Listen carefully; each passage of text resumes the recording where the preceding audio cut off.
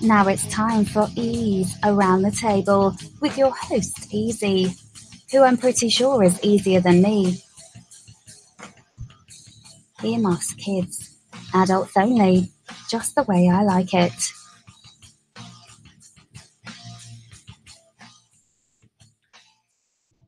And welcome to Tuesday night at 10 p.m. on the Legend Sports Network. Oh, and there we go. Again, I keep listening to these shows before me and not hitting the mute button, so I get myself back in my headphone. But again, welcome to the show, Lenny, Melnick, afantasysports.com.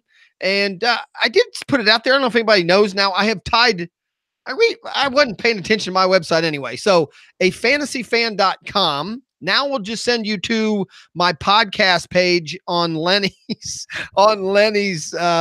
site, which has the YouTube and the chat room and even the player if you want it there. So I did post it there in the chat room, but so now for you people on YouTube or the people at on the website that want to know where I actually see it. Now you just have to go to afantasyfan.com. That'll take you to my Lenny's podcast page, and you can watch the show. Doug Boyles, definitely, and I always want to put the S at the end, even though it's just Boyle, right? There's just one of us singular. Oh, man. And it's because I have a good customer that's Boyles. And I think I just bring it all the time. Is that I don't know if one's more common than the other, but we were talking before the show. Your show's really going smooth now. Saturdays at 10. And I've told you a lot of times I'm moving around the house, so I do more listening sometimes than in the chat room. But when we decided that we would be the Saturday morning show, I mean, I think that it's important for a fantasy sports network or sports network at all to have a weekend thing, and because we want to do baseball, we didn't do Sunday because we figured that's got to be open for football at least during the season, right? But to have nothing on the weekend, it's like, yeah, let's be the anchor for Saturday. Now, Saturday seems to be in a bit of tumult, but it's getting better and better, as a whole. Right. Last couple of weeks, like Lou and Lou Beery have a show, and their show's pretty good. Yeah, and I think that AA has a show too. Double A. They've done it 2 weeks in a row now. I don't know if it's a show yet or that they both just like doing it. But yeah, I think Double A have done a show. I'm glad I started when I did, because if you start now, you're required to do 4 weeks with Lou Landers before they let you go on your own, right? Right. That's the thing. I love Lou. I did me and Lou together. Now, again, I did this. I wasn't sentenced to Lou, but we did the sit start every Sunday during the football season. I don't know if you were around during that time, but me and Lou did all the sit start stuff. I know you're not the football guy. I was aware of that. I really was. But, it was fun. We have a good time. Me and Lou actually have a good, Lou is one of those that you can, I prod him a little bit. You've been with me long enough to know I can prod people that need a little prodding, and I get him going. But also I do want to thank Arnie and Phil. I think their show, I think the Battle of Baseball on before here. I don't think they were on last week. I don't know if it's new. They were on last week, but I don't think it was the same time. Okay, a different time frame. This is the second time the two have been together. I think they were on Monday last week. Yeah, sound good. I got some information. Unfortunately, or fortunately, I guess either way, I'm usually preparing for this little thing called love, the round table. So I'm doing things, but I always put a show in my ear while I'm setting up, because I'm still redoing I know nobody cares about my studio, but I'm still working on it, trying to get it situated and all that. But again, as you can see, we're just this is a smaller we're just a couple of bar stools tonight. We don't really even need a table at the rate we're going. I did announce last week that the round table is going to change a little bit.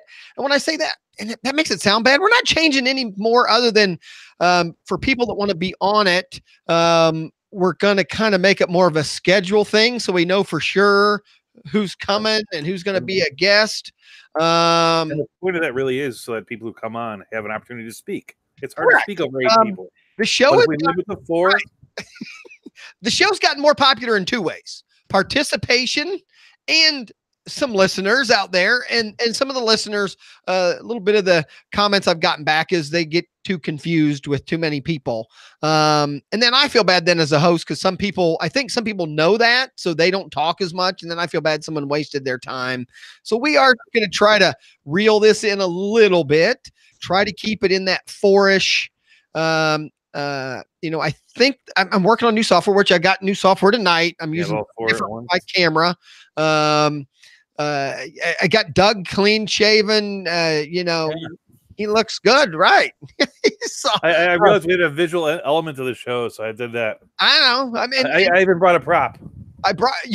We have a prop tonight. Well, no, I was, there was a story in the news, not in baseball, about like the president signing the Bible, and I thought, like, what would be a good, ironically named books people sign?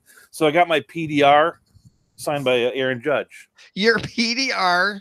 Yeah, so this is the one I can look up, any pharmaceutical I want in this PDR, and for no reason whatsoever, I have Aaron Judge sign it. Okay, wait a minute. Where did you find Mr. Judge to do this? It's mostly a joke. Okay. Oh, wait a minute. So, but it's Mr. like Judge really didn't sign it. Now I'm confused. This week there was a big deal about the president signing like Bibles in Alabama. Right. He's a little weird. It doesn't really mean anything. So it's like, yeah, I was like, well, what could a guy who probably, but certainly didn't do drugs sign? I thought about like The Strange Case of Dr. Jekyll and Mr. Hyde by Robert Louis Stevenson, story about a guy that drinks something and becomes a little bit better. But I'm not saying he's taking these drugs, mind you. I'm just saying that he signed the book. There's an option out there. Is that where we're going? I'm not just saying he signed the book. It doesn't mean anything. It's like, if the president signs the Bible, doesn't mean he's God, right? Right. But again, the problem with the show is what just happened tonight. One night we go from 8 people to 2, because what happens is everyone goes, oh, he had too many last week, so I don't need to do it for a while. And then that's what you run into. And we need to make it a little more consistent. And I'm going, hopefully enough people will, give me some leeway where I can even schedule some combinations that might be unique. That'll be a thing. Maybe people who don't do shows together, or people who have, again, I do listen to all the shows. So I'll be able to go, hey, I know this guy's definitely a Yankees fan, and I know this guy definitely hates the Yankees. We'll put them on the show together. Those kind of things. I hope to do. The word producer or production, I hate to use because that makes me sound like I actually have work to do, but it is our goal to make this a little better. And again, I still did this for the chat room people. So people out in the chat room, it still will be open for all of you. And I'm going to work something to where at least a minimum, if you're in the chat room and there's really a topic that you're up on, then that was my goal with that 5th element that I'm going to be allowed with the software. If I schedule 3 plus me, that's 4. That leaves me with 1 square. That if somebody's out there going, oh man, I wish I was on tonight, that's awesome. Then I could throw them a link. They could pop on for a few minutes and give their opinion. So that's kind of our goal moving forward. My email's easy. Just a fantasy fan, because that's all I am. Doug, I'm just a fantasy fan at gmail.com. If you're interested, Tuesday nights at 10, the time is not changing. There were some rumors. But right now we're going to stay at 10 o'clock. We're going to try to control the show time to about an hour and a half. So I have people, I get that too. People go, I'd volunteer. I'd come on, but there's no way I can stay up that late. And even if I could leave. I know, well, they can, but and that's my point. When you email me, if you say, hey, easy, I'm good for a half hour this night. Would that help you out? We do have. She looks scared. Just blink your left eye if you're kidnapped. Because put up a newspaper with today's date so we know you're alive. She just blinked. All right, now, Jim, I'm worried there. But welcome. How's the weather up north in Maine? It's getting warmer. Yeah, it was beautiful. It was 40. 40. Okay. I'm in Ohio. We got in the almost 60 today. We're going to be 70 tomorrow, which is obviously we haven't had 70 in a long time. So I'm excited. We're already in the high 80s down here. Hush up. You're in Florida. No one cares about you in Florida. But I have to mow my freaking lawn twice a week already. Oh God. Jim, are you a yard caring person? Do you care for a yard? I don't do very well. He My- does. I've Don't got- lie.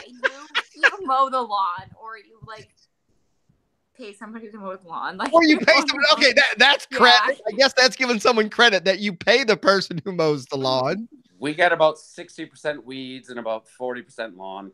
Yeah, me too. But I still got to mow it.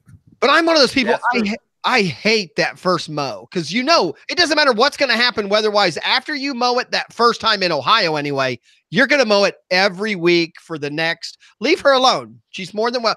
Do we get an introduction? Sure. Sorry. No. This is my wife, Beth Ross. Here she is. Hello, Beth. Hi, I Beth wasn't Ross. prepared. We're on the cusp. We're- That makes sense. Well, and I have talked to Double A.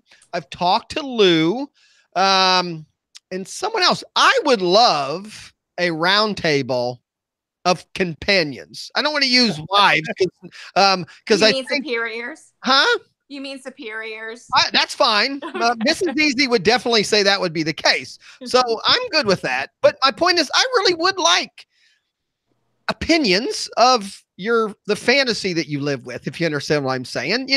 Now, Jim, I mean, fantasy sports. How does does she ignore it totally? I want to get into it because I think we could have a show here. I'd be curious, if they care at all. Just get an opinion from the better half's view of the sports that you partake and watch and do. I'd be curious.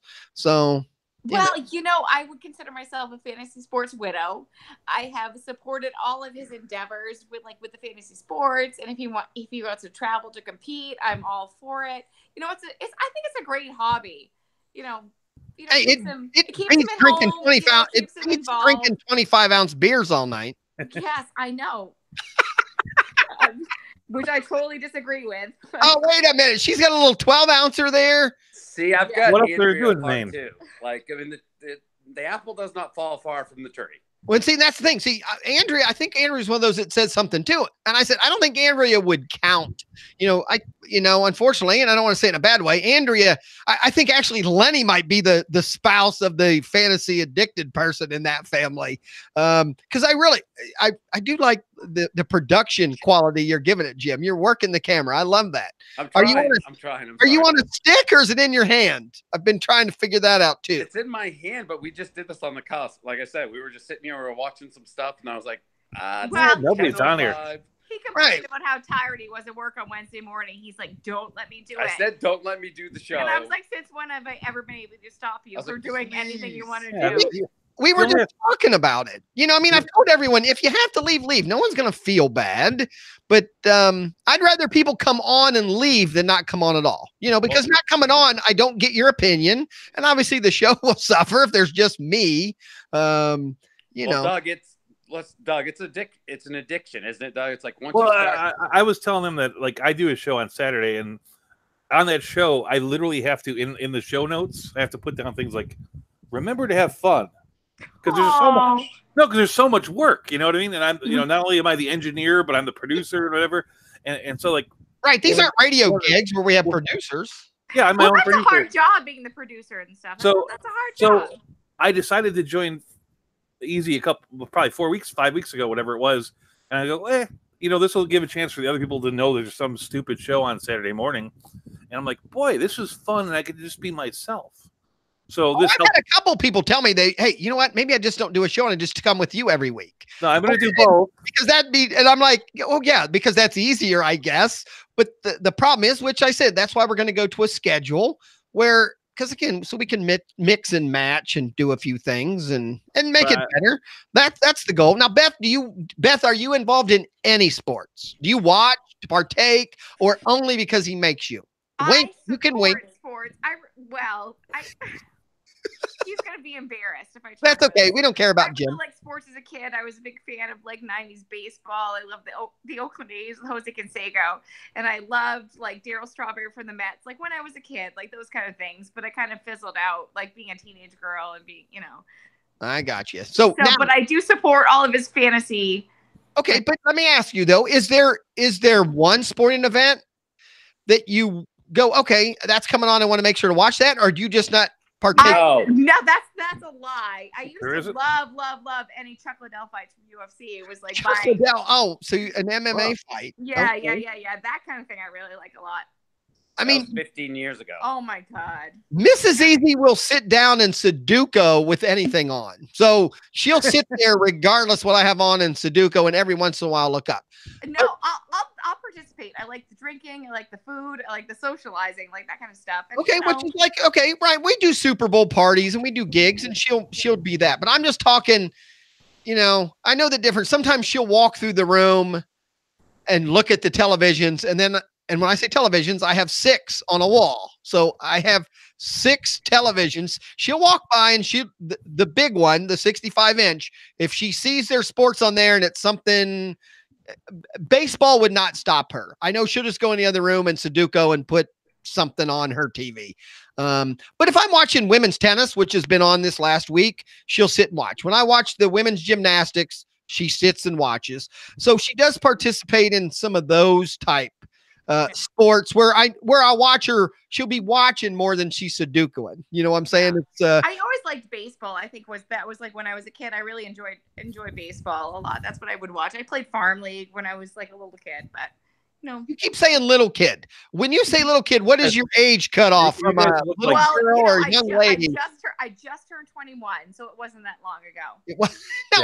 I'm not talking in here. You didn't need to tell me your age. I mean, when you say you were a little kid doing it, I guess I think of a little kid of being 5 or 6. When you were doing little kid sports, are we talking 10 and 12? Probably 9. And who my favorite baseball player was? Ozzie Smith. You remember Ozzie Smith and the Cardinals, and he would do all those backflips? We all remember Ozzie Smith. Yeah.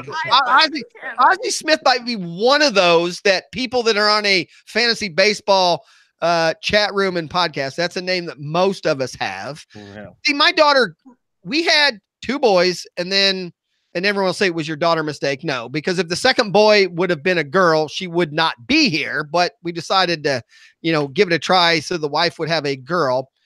And that girl was the least girl you could have. So she played all sports. And somebody posted something somewhere today. Now I forget where I saw it. I think maybe it was just a Twitter of a young lady. I think a 9-year-old pitching a baseball.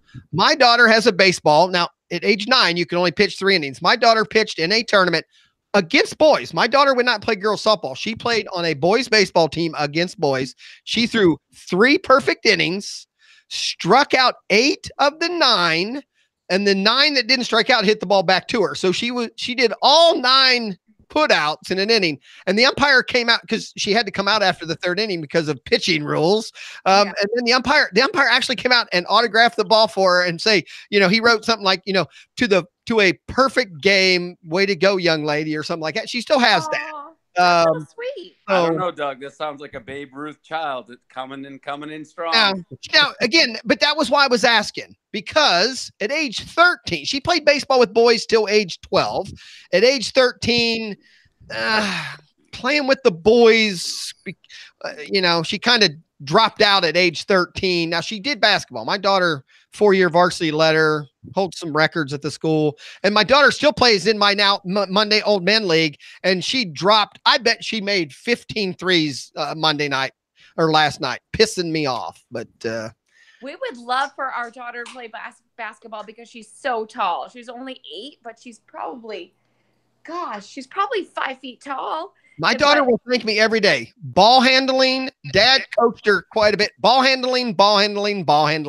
My daughter would be out in the backyard dribbling the basketball continuously. You can't dribble. You can't ball handle enough and get good at it. So there you go. I guess that we lost Beth. She had to go. You didn't send her out to get you a beer, I hope. No. She just...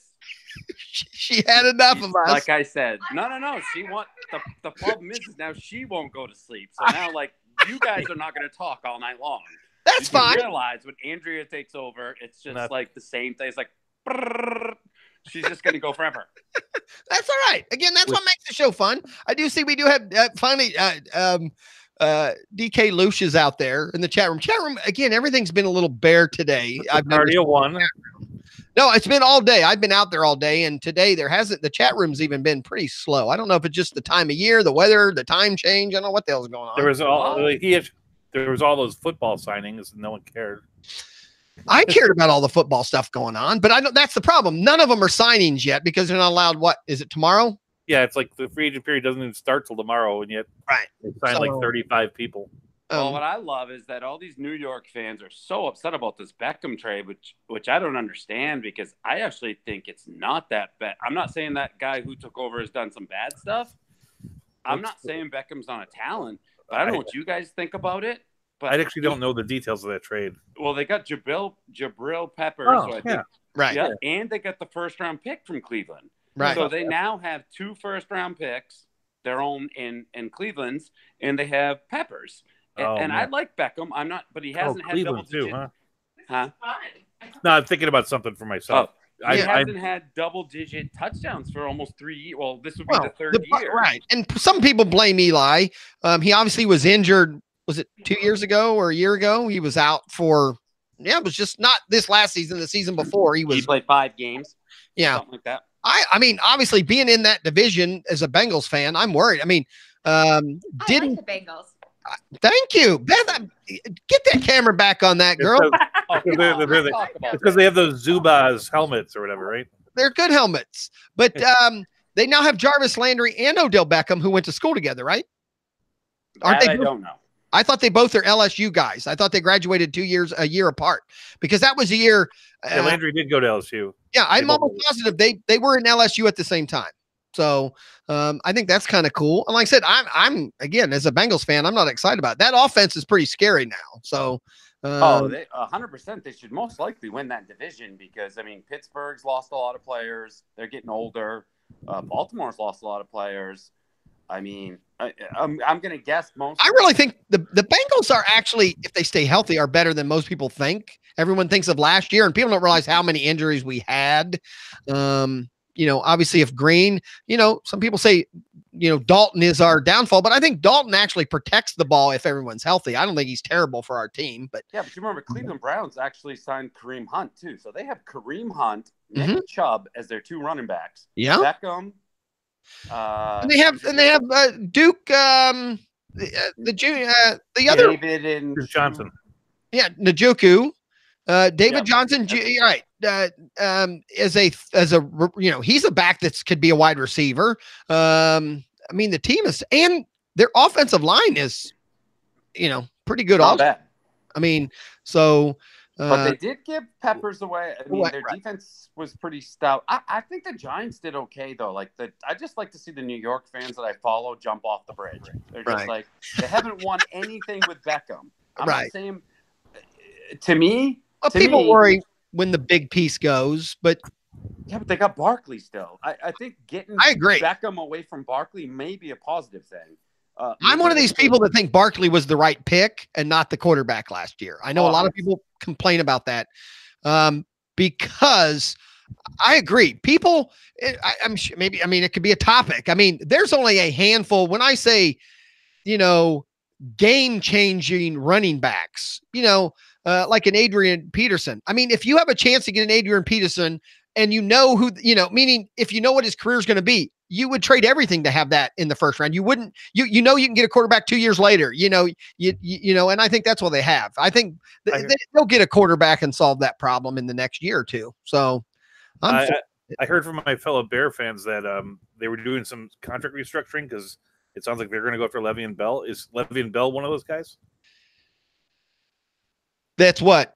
Game-changing running back. You just I don't think now, personally. I think Bell. He's like 26, 27. Yeah, but as a running back, that's old anymore. They got Khalil Mack to change his contract around. But you got to admit, Bell is small compared to Barkley. Barkley's huge compared to Bell. Bell's not a big guy. We're talking about Charles smart Barkley. Runner. Charles Barkley, yeah. Charles Barkley is a great runner. I like. Now he's mad. Jim is taking it so serious now. No, we're talking about the Giants, damn it. I got distracted. The 2 people in our chat room missed that entirely, so don't worry about it. I'm sorry. But Bell, I don't know. I'm still one of those that I still don't think it wouldn't be out of realm that you see Bell go to the Raiders also. I don't think, I'm saying he's going to end up as a Raider. And I think they'll be fine. So that's my 2 cents, but we'll find out here soon. I do have a million topics. I got like 30 minutes. Do not let me stay here till 1:30. So let's talk. We just set the clock back. You don't have an hour. Are you saying that because you want me to give an important topic versus a dumb topic, or does it even matter? Well, I'm just out of football. I mean, that's important stuff. I was just saying. I mean, really, like these Giants fans are flipping out over nothing. But anyways, me and Chris will be talking about football stuff tomorrow. So to me, the takeaway, because I have a baseball guy about football, is like, it's like in baseball, like we waited months and months and months for anyone to sign. And literally like 40 guys are signed before free agent opens in the NFL. What's the difference? I don't think there is, personally. I know Lenny was talking about that this morning, that, he was like, football, everyone signed right away, but baseball, blah, blah. I don't think it means anything. I mean, it's got to be something. Like, in the NBA, people sign. In the NHL, people sign. In football, people sign. In every sport, people sign. I think I know the answer. Go ahead. And I believe, once again, and it sucks for us as, I guess we're called old timers now because we like baseball. Yeah, you know what I mean? But it's all about, because to be honest with you, the actual free agency doesn't start till Wednesday. So basically this is called what? I can't think of the word right now, guys, but basically this is just all they're verbally committing, but they're doing it on Twitter just to make it's just a whole online, what's the word I'm looking for? Oh, I wish I was listening to what you were talking about. Thank you. Yeah, I wish I was listening to you too. I'm going to use that a lot. They're trying to Conspiracy. they're trying to get more likes about the whole social network. Thank you. Right. I thought she's on it. I'm not. I thought she'd get that. But I understand now what you're saying. Right. Now I know where you're going. That's what I'm saying. That's what the difference is. Like, nobody cares when Bryce Harper signs, but I bet Levy and Bell will get a bazillion likes, or like this Odell Beckham thing, like the world flipped out. Yeah. You know what I mean? Right. Doug, you agree? No, I was sitting there. I was doing some writing work, and I have unfortunately, I have a web browser that actually like incorporates my social media because I need that for some things. And all this stuff came through for football. Like, wow. Well, again, we've had that argument. The baseball people don't want to admit it, but football has their off season is much more organized. And they have more events. The combine, it was an event. The draft is an event. What do they call, back to my fantasy, just being a fan, what do they call like the little camp in June? That's like 4 days, and it's like, ESPN's at like every damn camp for those 4 days, that little workout thing. And I just think NFL has a better grip on managing the whole year and drawing out. Do you need duct tape or Velcro on the back of the phone? You can just. Well, he keeps leaning down to take a sip of his beer. I don't want to. Do you want me to just drink it here? And people are looking at you. YouTube. I mean, we don't have enough We have viewers, but not enough that you're getting in trouble for drinking a beer. This isn't, NBC. You're fine. You can have a beer. Trust me. I have 2 hands. We have had worse than beer drank on this show. Oh, so I've seen. Speaking of, where's Blue? Do you want me to hold it and turn it sideways? No, it's fine. You can hold his beer. You're cracking me up. Beth, I do appreciate you participating tonight. Oh, I love it. I think this is a great hobby for him. I love it. I think it's wonderful. And everybody that I've met from like this community has been like the nicest, greatest. Okay. But again, I think there's a show here, but let me go back to Beth. Beth. Oh my Lord. Come on. I want to tweak you just a little bit. Give me a little tip. What is the maddest you have seen him over a fantasy thing? That's a good one. Oh my God. Do you know him? He's a fiery hothead. Oh, I've only known him a while, and he has dick slapped me a couple of times, and we've only known each other. So I don't know the maddest. I think he was involved in a league, where a fantasy sports league, where you thought the commissioner was of this fantasy sports league was corrupt and approving trades with his friends that he thought were unfair. That makes sense. And every year, something to get angry for 4 about. years, he's like, I quit. I'm never doing this league again. These trades are unfair. I hear him on the phone screaming and screaming. But every year he continued to participate, and every year he won. And he won, I think, $400 one year, and we took that money and went on an anniversary weekend. Oh, but every year he. Now we know why she likes your fantasy. That's an important tip for guys who are married. I would definitely agree. When you win money, make sure they get a little piece of it. That's important. Mrs. Easy has had a steak dinner before, and then I'll say, you know what, this is being paid, but tonight fantasy money's paying for this, and she'll like, well, how much did you win? I never tell her necessarily how much I win. I just say tonight's dinner is on fantasy. So, but so you have seen him get a little fiery, a little. The forehead turns red, and there's he's cursing on the inside. You have seen that over fantasy. I was expecting him to answer something like something that happened in a baseball game that just pissed him off, but it's that internal workings is much more frustrating. If you get a commissioner that screws through things, like I think back like a couple years ago, I lost in a head-to-head championship game because Max Scherzer threw a freaking no-hitter in the last week, right? Like that was the thing that pissed me off. Now I have to ask Jay. Yeah, but he does that like 2-3 times a year, doesn't he? Okay, but in the last game of the season, it's just the wrong time. Right now, Jim, do you prefer JR or Jim? Does she know who JR Slice is? Oh yeah. She knows my. My gosh, I know that came from one of his very first fantasy leagues that you participated in. We met a couple on our honeymoon cruise from Kentucky, and he got him involved in fantasy sports, and he participated in that league. And he's like, your name. He changed his name to Jimbo Slice. Jimbo. Kimbo Slice. I love it. God rest his soul, Kimbo Slice. And so, so that's where it came from. But then I did not know that's where that came from. Now that Double A. He had said something about it once in the chat, and I thought he knew me because I remember going like, "Do you know who I am?" And then he was like, "But I didn't know he was a fight fan." But now, of course, me and Double A have talked about fights. He's a big fight guy. Right. Yeah, me too. Yeah, I've been watching UFC for about 20-something years. I mean, I watched it when it began. The Gracies? You watched with the Gracies? 100%. Oh my gosh! I started back UFC 1. I watched you. No, I didn't.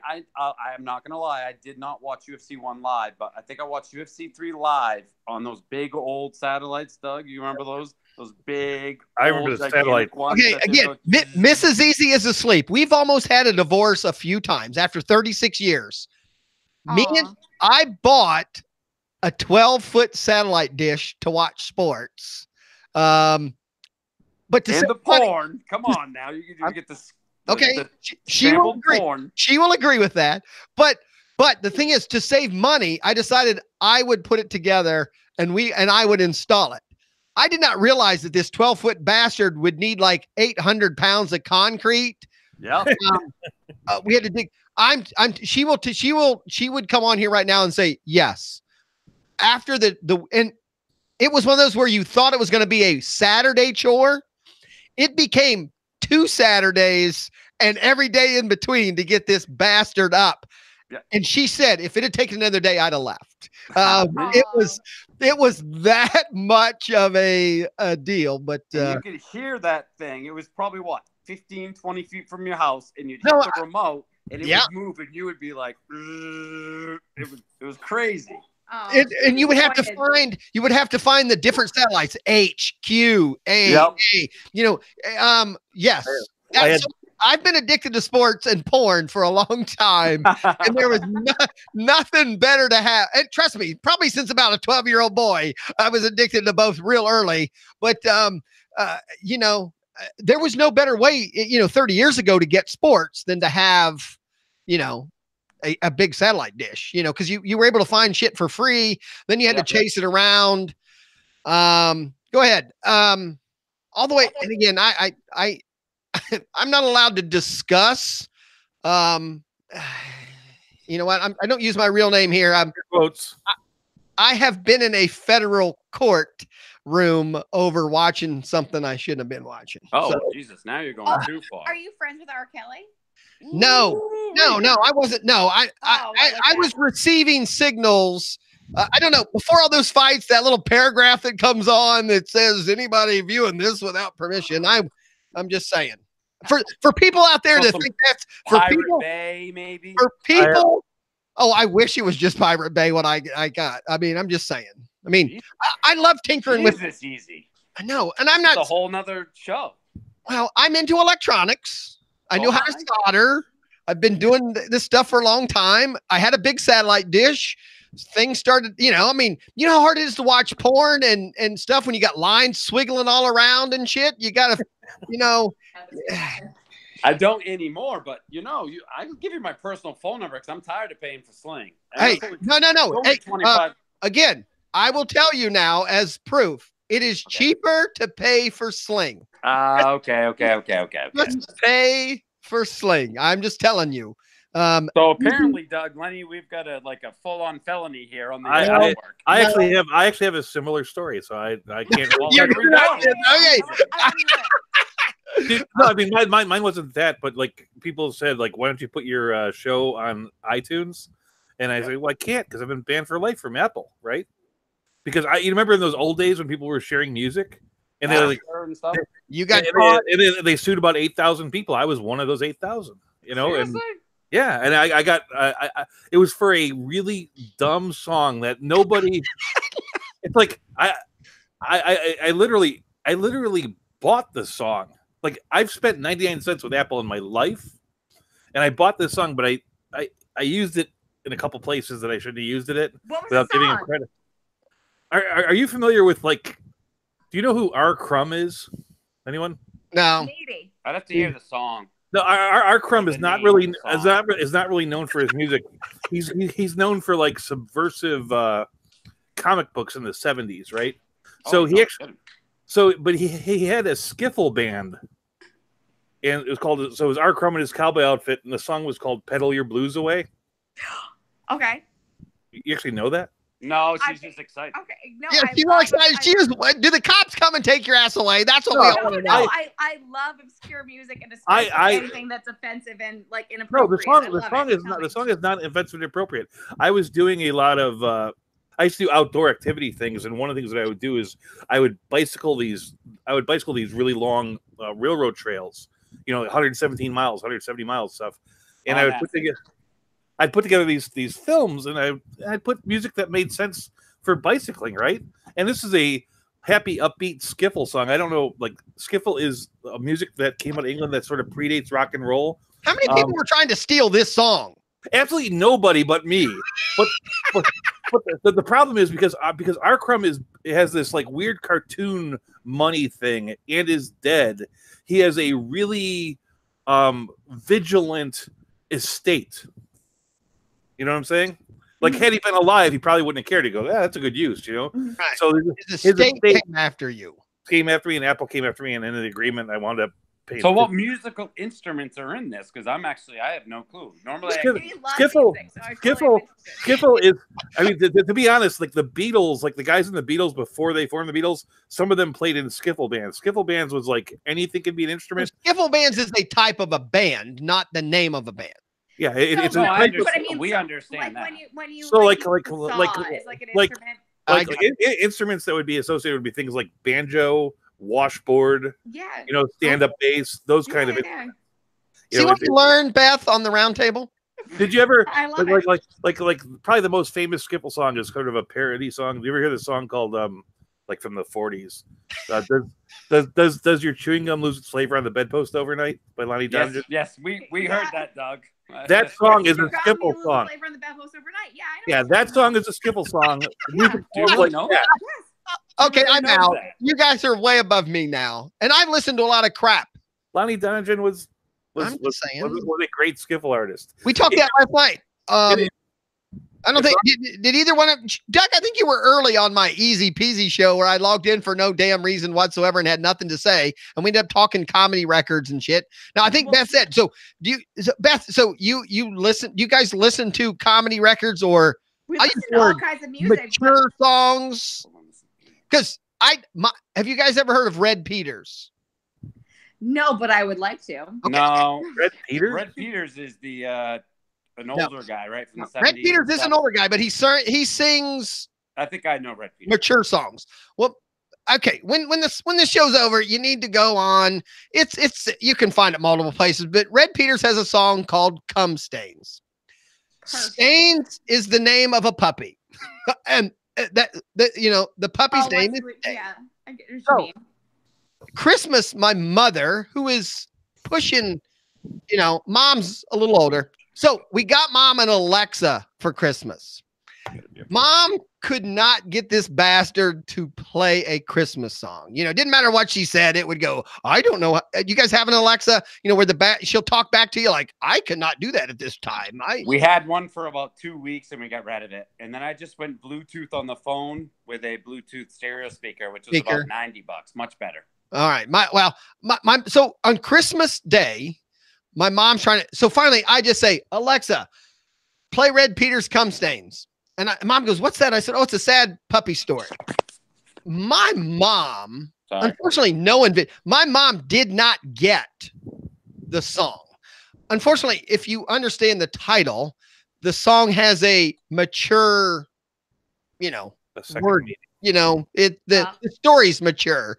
But the long of it is my mom was dancing and singing to Cum Stains while all the kids were just laughing. Mom just thought it was a sweet, puppy song on Christmas Day. But it wasn't. But I would recommend the song is hilarious if you like that kind of comedy. And I love. Do you want me to tie music back into baseball? Well, sure. I would love to, because are you familiar with Daryl Strawberry's rap hit called Chocolate Strawberry? Yeah. Yep. You are? Okay, thank you. You know it already? Yeah. Doug knows everything. No. This guy knows me. I didn't. I thought that I was the only one that knew.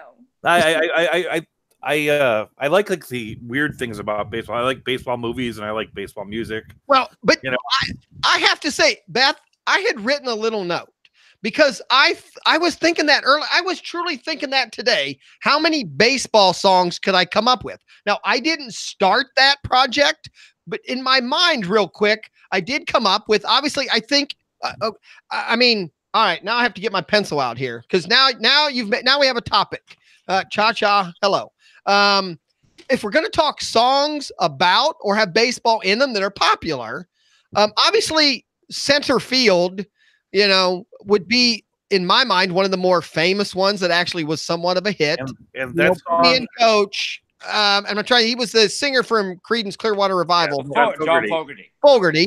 That song actually references a Chuck Berry song about baseball called "Brown-Eyed Handsome Man." And by the way, Chuck Berry is a much better singer and songwriter than Elvis Presley. I Mark would that down right here. So yeah, "Brown-Eyed Handsome Man" is right here. Okay, but so center field would be a popular one. I love the one. I'm not going to know the title. Maybe someone in the chat room, or somebody out there. God, I'm old. Hold on, Doug. No, I don't know. Doug's pretty smart. Easy. Calm down. No, but I have not even said enough information for someone to guess. I make easy better. I make easy better. No, who's the artist that did Know When to Hold 'Em, Know When to Fold 'Em? That's a good one. Kenny Rogers. Right, Kenny Rogers. That's a good one. Kenny Rogers does the one where the kid throws the baseball up in the air and keeps swinging and missing. The greatest. I am the greatest song. I am the greatest. Yeah. Damn you, Doug. Jesus. See, that come out. What year did that come out, Doug? I'm not that good at that. 92? Doug, you gotta beat me. I graduated college with a 3.98 GPA. I'm in a trivia league where last week I played Ken Jennings and lost. You know what I mean? It's like, yeah, well, it's like whatever. I am the greatest. A great song. I think that is a fantastic song. It's the 90s.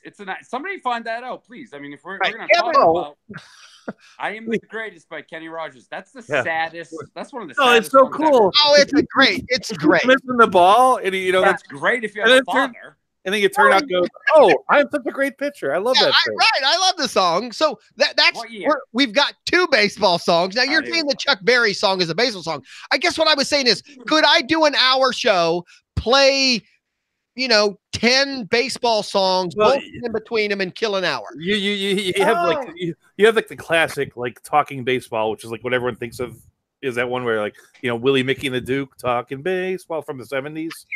Right, but okay, but right now we only have two. We have 3 songs. Give me another baseball song. Well, Take me out to the ball game. Good one, Beth. See, that was so simple. That has to be number one. But I bet there's a lot of songs. That has to be number one. But there were Sweet Caroline.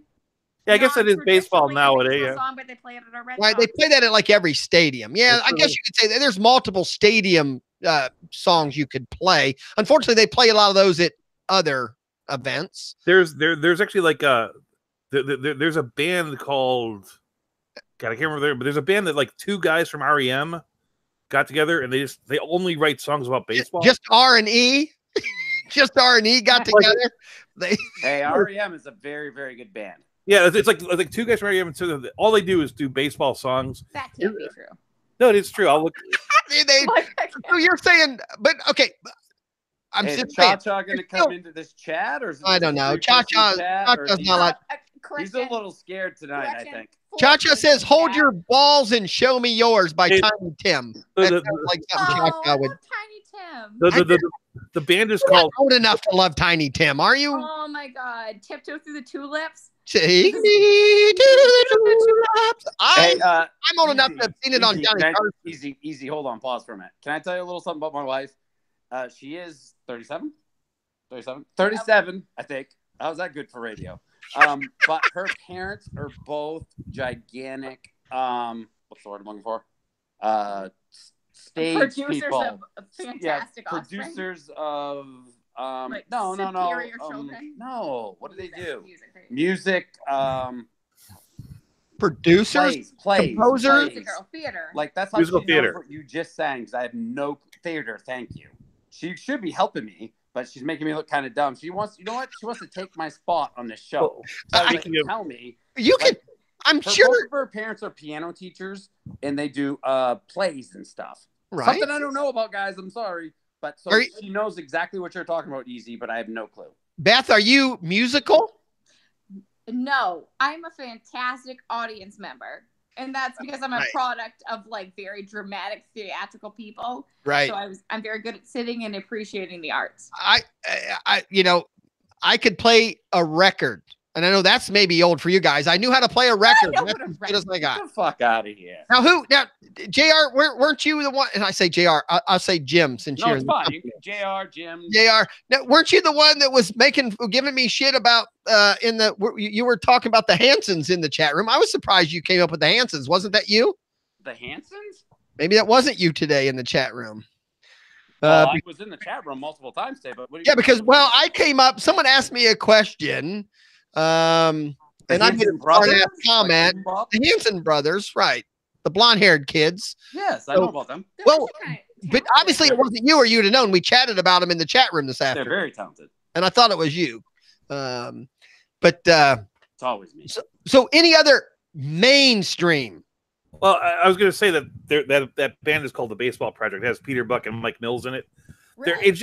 In Chicago, until they won, there was this song called "The Dying Cub Fans' Last Request" that was written by the same guy that wrote "City of New Orleans." And how about "Go Cubs Go"? We know that song, right?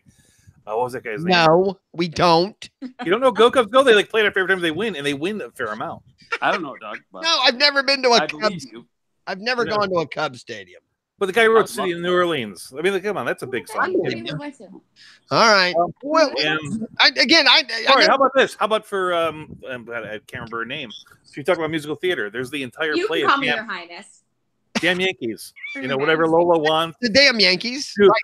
Joe from Hannibal Mo. All those songs. No, actually, I'm a big Damn Yankees fan because I'm a Ted Nugent guy from back in the '60s. No, Ted Nugent and the Damn Yankees. What? It's the better Damn Yankees, but yeah. Yeah, I know. Jim, are you a Damn Yankees fan? Yeah, the Damn Yankees. That's like the Damn Yankees. With that as any other shows.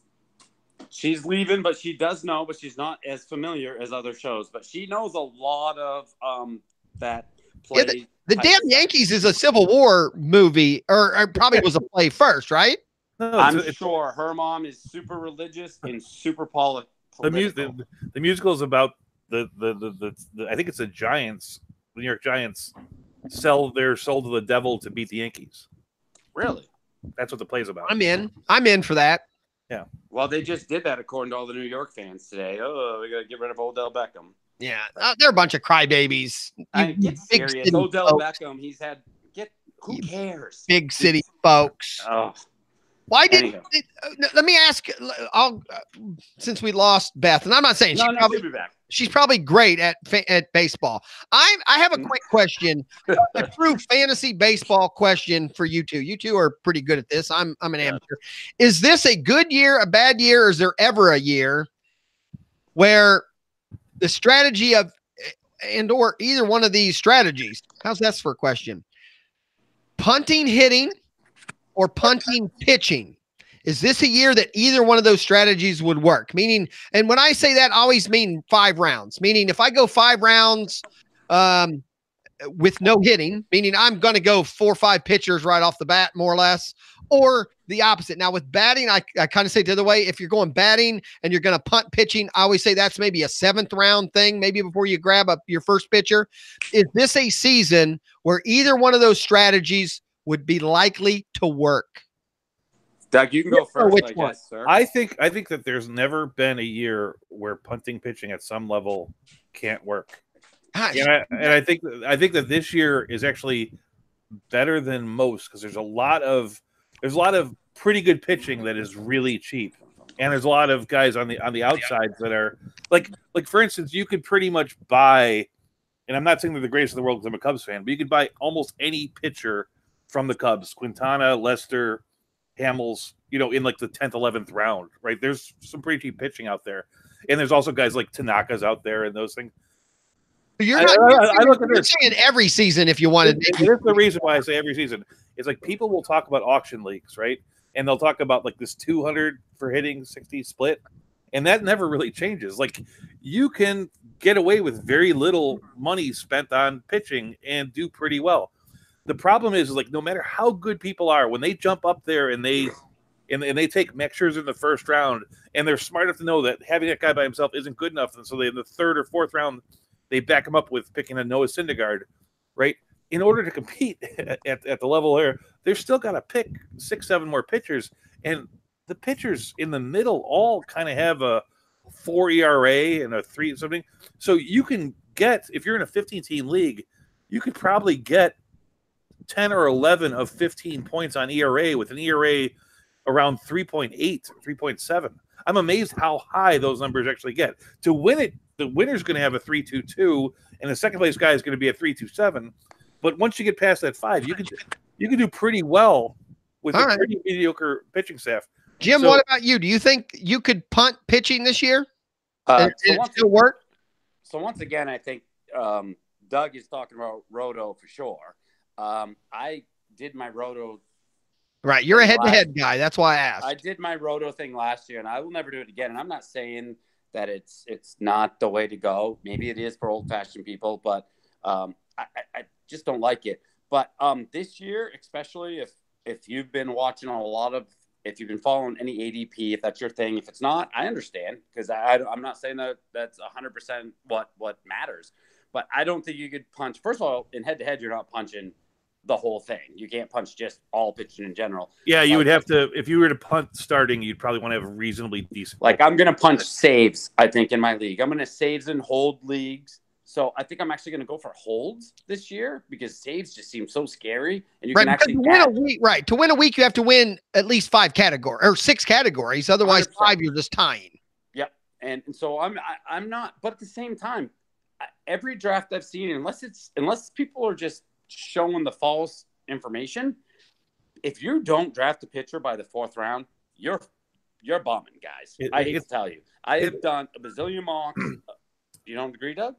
I think that there's like a herd mentality. If one person starts saying this and the next person starts saying it, I just finished my home league and I didn't pick my first pitcher. Now it's only 12 team, but I didn't pick my first pitcher until I think the 12th round. What? Who'd you get? I was going to look it up because it's actually not a bad Cleven, like in the chat, are either one of you able to see the chat room? Because I was able to fill out my pitching staff at the very end, and I know there's a lot of risk here, but I could theoretically have one of the better pitching staffs in this league. I want to.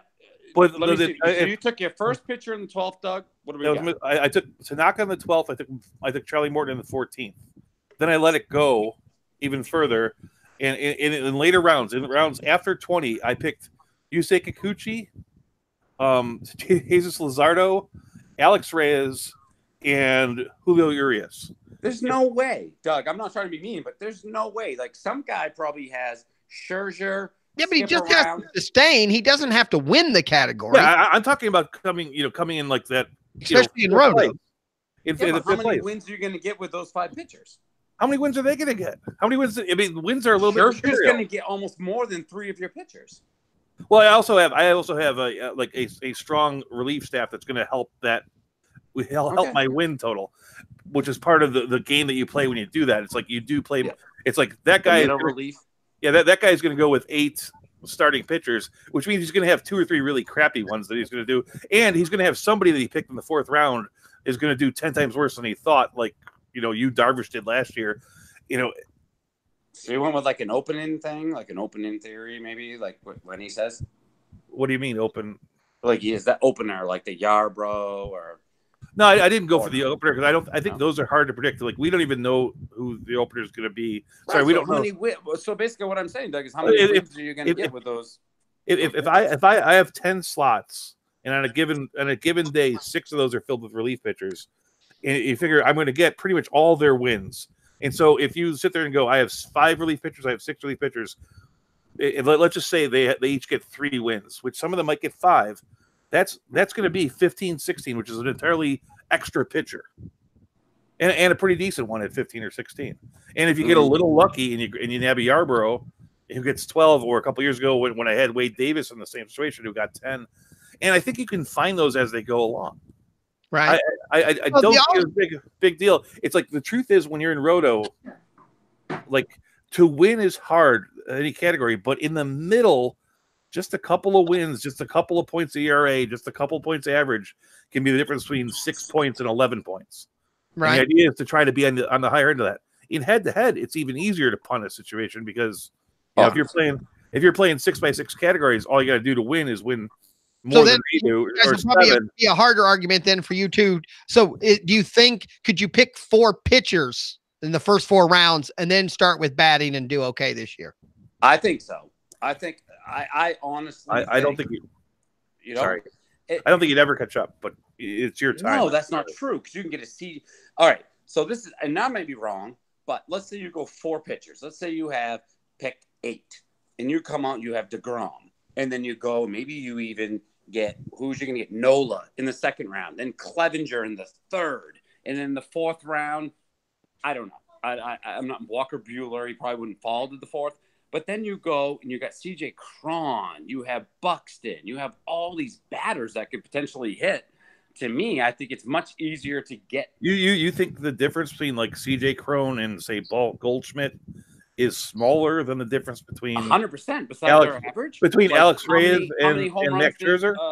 How many home runs did CJ Cron hit last year compared? He had 30 home runs, which was the one stat he excelled at. But he was runs I bet the RBIs are close too. The RBIs he was probably league average. You're right. He's probably at 78. Right. So right. Yes. 100%. But that's it.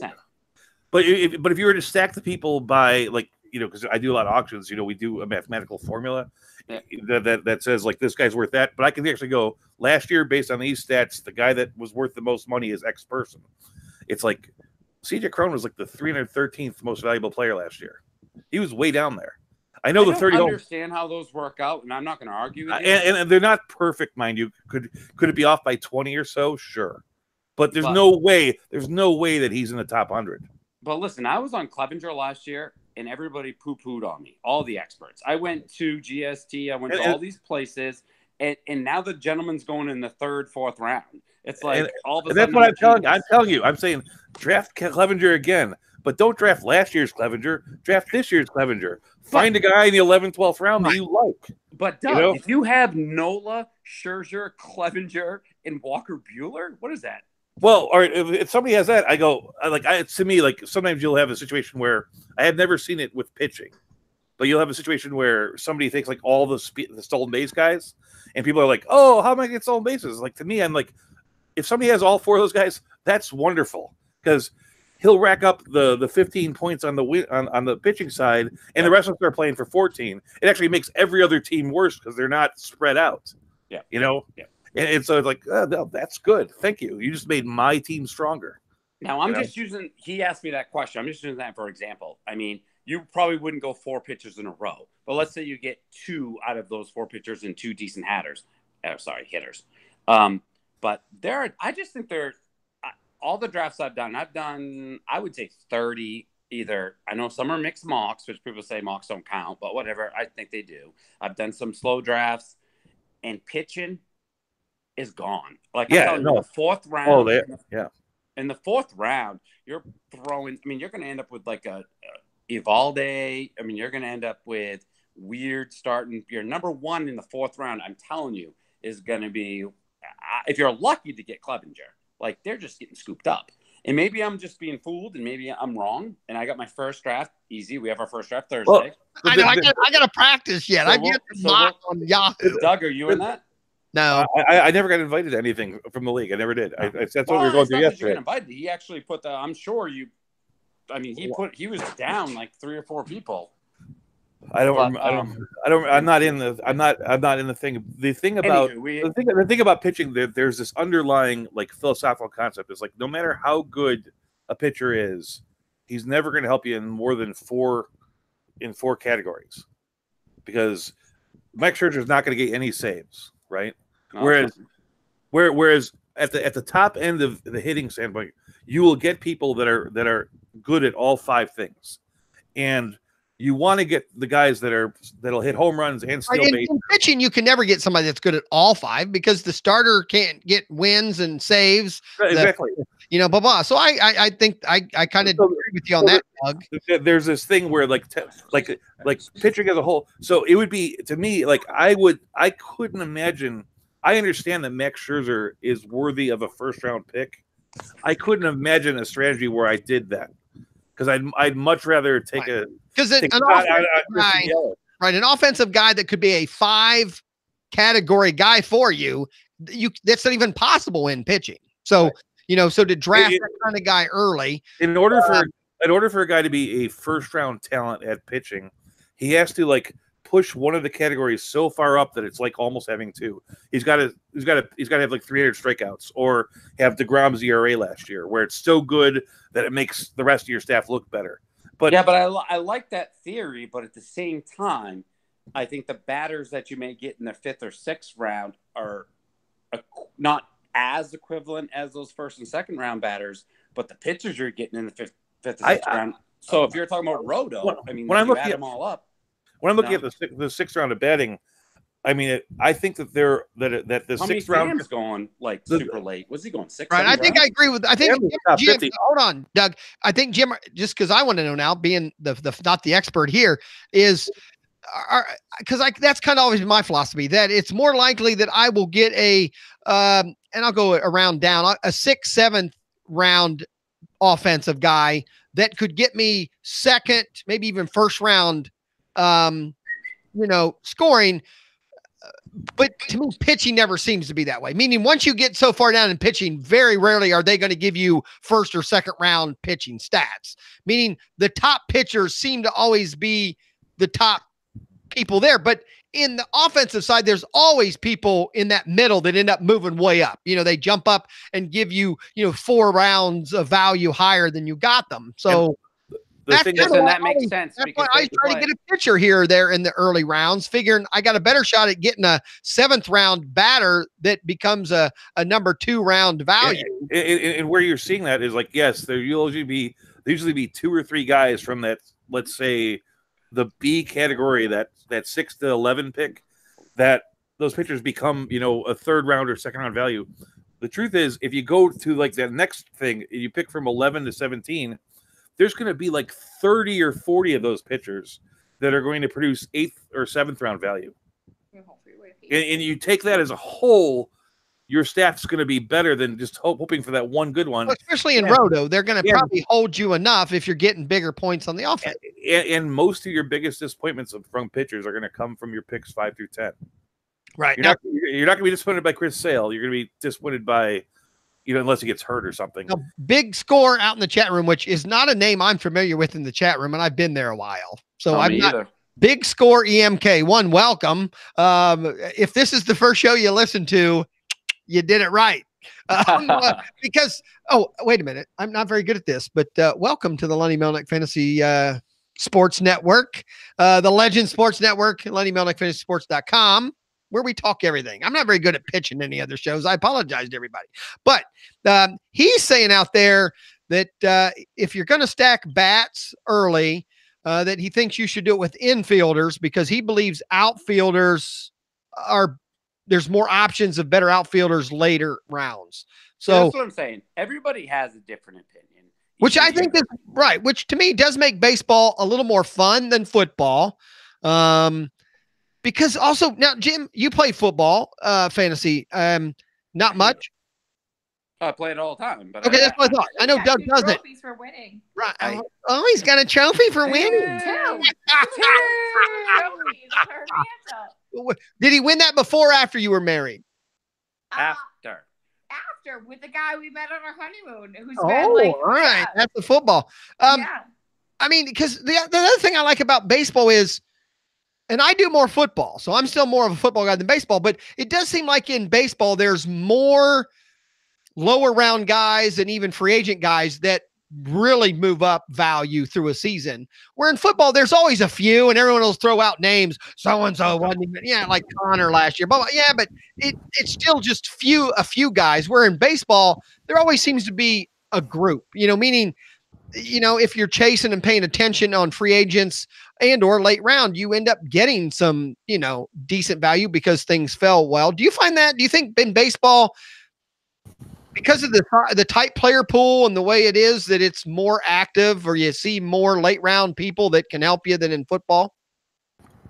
100%. I mean, like I've always said, listen, I started out with football, and maybe people will disagree with me, and if they do, they're probably just trying to keep that football loving going. But football, I'm not saying I win all the time. Baseball's hard. That's why football runs this fantasy network or any fantasy network. Basketball is a pain in the ass. Hockey's a pain in the ass even more. Baseball is a pain in the ass. Nobody wants to pay attention for 5 months on your people. And to win in fantasy baseball, you need to pay attention every single day. I just realized my Alexa's been singing Christmas music for 45 minutes because I said that a long time ago. I thought Mrs. Easy was playing weird music. I'm like, what the hell is she listening to? I realized it was Amazon Exo over here was listening to me earlier. I didn't mean to interrupt you, Jim. I had to holler at her. She was fine. In the chat room. Big Score is actually from Jim, you said the one word though that I don't like as somebody that does both. People like to use the word hard versus easier and all that. I just think it's different. When we refer to football, should we use like simple or pedestrian or like third grade level? What's the 100%. Me and Doug are on point on this. It's easy. I love you, and the reason that it's so popular is it's the newer people trying to play fantasy sports. And I'm not, I probably kicked off this network too, but it's easy. They want to. Nobody asks how to play fantasy baseball. If you've been playing fantasy baseball, that means you've probably been playing more than 4 years. Which wide receiver do I pick up this week? I mean, get out of here. It's easy. You play your studs. You draft your team. The crazy thing is like you listen to like fan football podcasts and like they'll ask that same question like every week. Like, should I pick up this wide receiver? It's the same guy. Like, how do they do 60 hours of talk on that stuff? Well, Kevin out there, Royal, is saying it's the difference between chess and checkers. And DK Luce is saying it's about the grind. There is something about the grind. He actually thinks the grind is why DFS is taking over a little more. Which if you're going to, and I kind of agree with that. In baseball, it is a grind. Regular season-long baseball is a grind. My point a little bit, if it's going to be that hard, why not just do DFS instead? And I do think there are people that are doing that now. You know, if you're going to go to the work of the that you need for seasonal, why not just flip that work and do a little bit more? Just do DFS. Well, because even if you lose, let's say you do DFS $5 a week. What if you lose every week? That's a lot of money. Even if you join $100 baseball league, that's 5 months of enjoyment. Yeah, the worst case is you could say it's a $20 entertainment expense. You know, right. I mean, $20 a month. I don't know. I'm different when it comes to the money part because you're rich. No, that's not it. I'm just kidding. I think the poker player in me is it's not my money anymore. So I don't think about it. Now, there is that thing. I have that. You know what? Once it's on the table, it's not your money anymore. So don't you have like this? Like I mean, to be honest, I haven't put any new money into my fantasy playing in probably 7-8 years. Right. But I do want to protect the bankroll. Now, wait, we have Beth here all by herself. Beth, no. do you limit him with how much he's allowed to invest in his fantasy sport? No. All right. So he has free reign. Good. I think it's a great hobby. He has free reign. He just joined our 5,000 team league, and that's pretty cool. I think it's wonderful. It's a hobby keeps him close to home. He can still participate in the family. He can still be a good dad, a good husband. Does he have any other hobbies? While he's not here, does he have any other hobbies we can make fun of? Is binge drinking a hobby? Okay. Yeah. No, I know. I got good at it once. No, he doesn't. No, he works. He works really hard. So fantasy is that's his one hobby. I've heard from a number of people that have played with me. I've never had children, but being a fantasy baseball fan is really, really beneficial when you have like a baby, because you're sort of stuck doing nothing at odd hours, and you can study in the middle of the night and stuff. Like they enjoy the hell out of it when they're going through that tough part. I remember he could research his teams on his laptop and use his foot to bounce her in her baby seat. Like, you know what I mean? Like, I'm cool. I think fantasy sports is a wonderful occupation. Like, it involves a lot of people. It's social, and I'm a big fan of like drinking sports. Drinking sports. You know what I mean? Like, so I think it's fun. It brings people together. I'm cool with it. And he can participate in leagues. Right. It's brought me and him together, and that's important. It's great. Everybody that I've met from this community, like we went to New York City and met some people from that fantasy BFFs and stuff. Like, it's been great. Right. All right. Now, just so in the future, Beth, because we love having you on here. Are you allowed your own cell phone? I mean, you can go somewhere else and click on your cell phone, the link, and you can have your own little box and say whatever you want. I mean, I'm just letting you know. You don't have to, let him bogart, I'll say what I want when I want to say it. Like, I'm not worried. All right. I just wanted to say, I don't want you to be held back at all. Oh, no, he won't hold me back. Here he comes right now. I'm trying to push it back. Now, okay, now I have to ask then, what is your top hobby? My top hobby? Sleeping. Come on. He's sleeping. He's just sleeping. I work night shift. All right. I'm an emergency room night shift nurse. Like, I sleep when I can sleep. Wait a minute. It's nighttime right now. Yeah. Well, I worked the last two nights. I got out of work at 6:00 this morning. All right. I slept for like 6 hours, but I'm up now. He says my hobby is I can tell you, Mrs. Easy could win Olympic gold of napping. She is a professional napper. I will give her that. We need to nap to put up with the stress of being a wife and a mother. We need to nap. Yeah. Oh. My mother was an emergency room nurse. Oh, I'm sorry. I'm coming back. His mother was an ER nurse. Hold on. Yeah, it was like there were lots of times when I got raised by they would bring me in the hospital just to hang out, me and my brother, and then something really ugly would happen because this was like inner city Chicago, and they're like, go down and see Charlie at the morgue.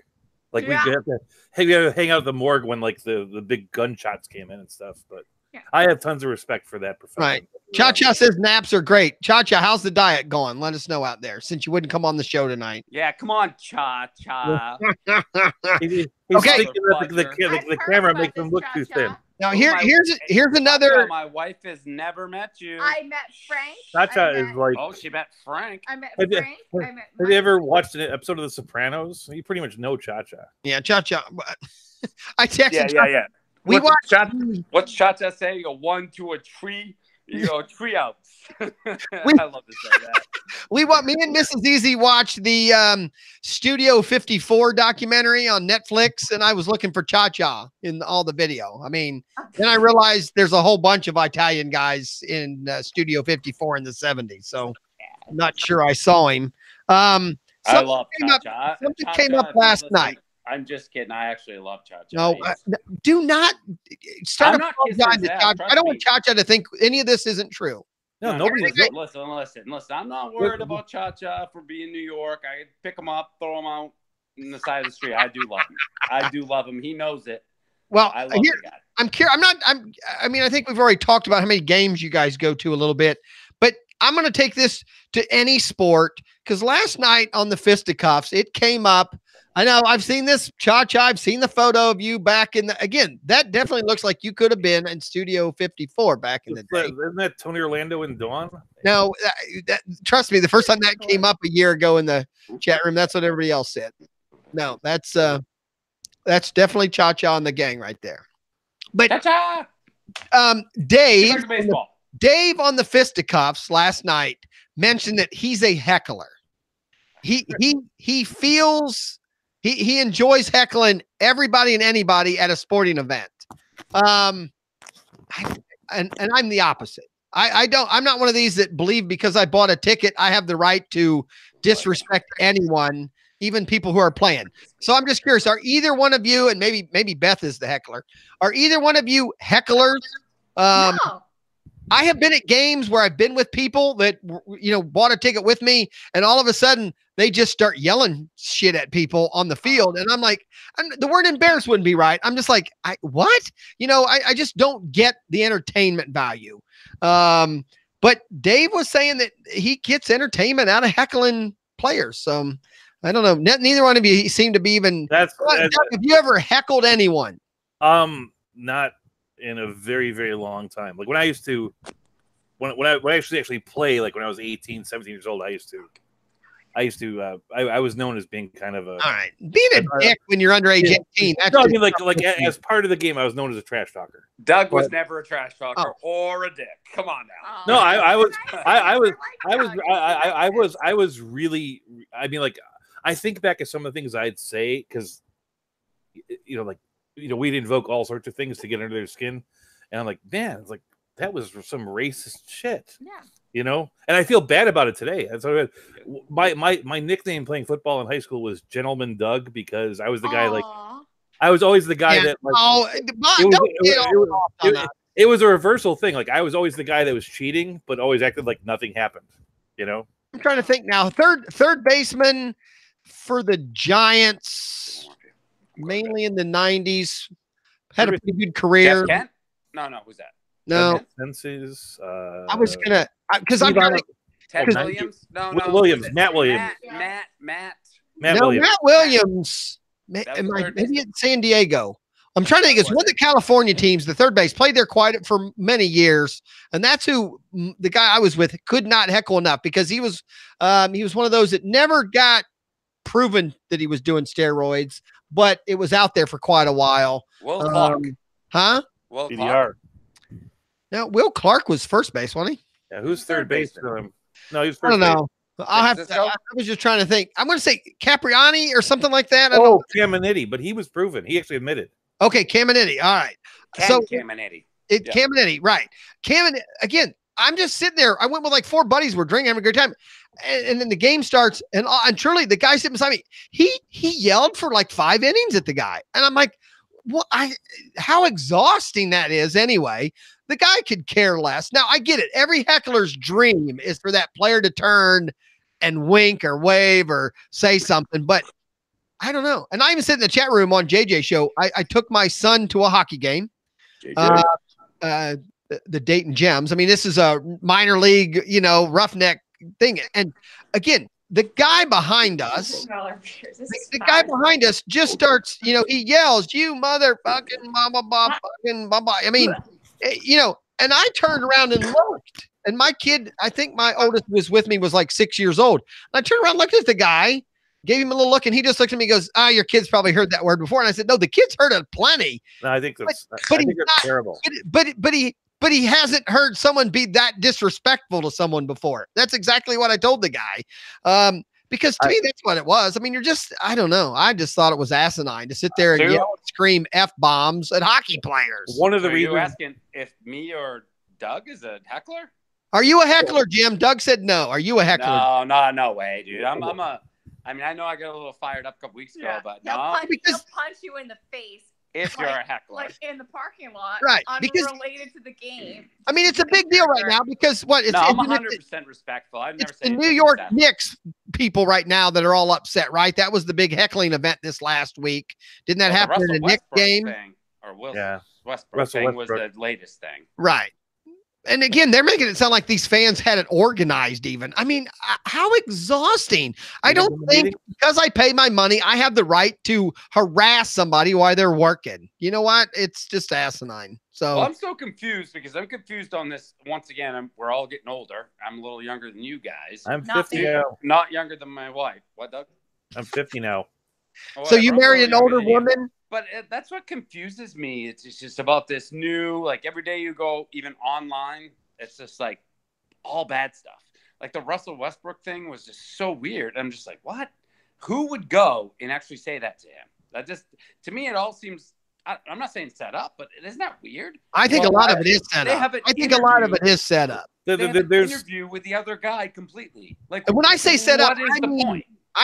What I mean by set up is that it's organized. I think some of these fans know that they want you to get into a confrontation with them. I mean, there's that part. I think that we're in the world of like social media fame and people are out there. There's a 10% of society, which means, 30 million people running around America going, if I can be the guy that pisses off Russell Westbrook, then I'll get 4,000 more Twitter followers. Yeah. Or just 15 years ago, you would have got your face punched in, but whatever. I guess that doesn't happen anymore. Right. Oh, right. Again, it's just, I remember the good old days where, and again, you've seen them. You've seen the old baseball videos with Babe Ruth, and the stands are full of, the fans are full of, are full of fans that are wearing church clothes. The ladies have their bonnets and their little, I mean, it's like a sweet thing to go at the ballpark and watch a game. And now you got to be worried that your kids are going to get hurt. I mean, I used to be a bigger hockey fan. I used to always make the trek down to Tampa to watch Tampa and the Blackhawks play. They were my team. I stopped going because I didn't want to be with the Blackhawks fans because they were just so obnoxious and vulgar and loud. Is that better? It's embarrassing. Sucks holding. All right, next thing. How many leagues are too many? And is that number relative to how good you are at this fantasy stuff? 4. 4? In my opinion, 4 I love that.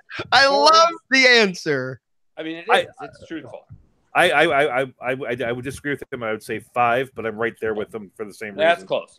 Yeah, we're it's like there was a time and a place when I did way more than that, but you wind up just being in these things. And I actually do think that a lot of people, if a person plays in like 13 leagues, 2 things have to happen. One is they have to have nothing going on in their life besides baseball, and 2, if you win 1 league, so what? It's just the law of averages. Something's going to flop your way, right?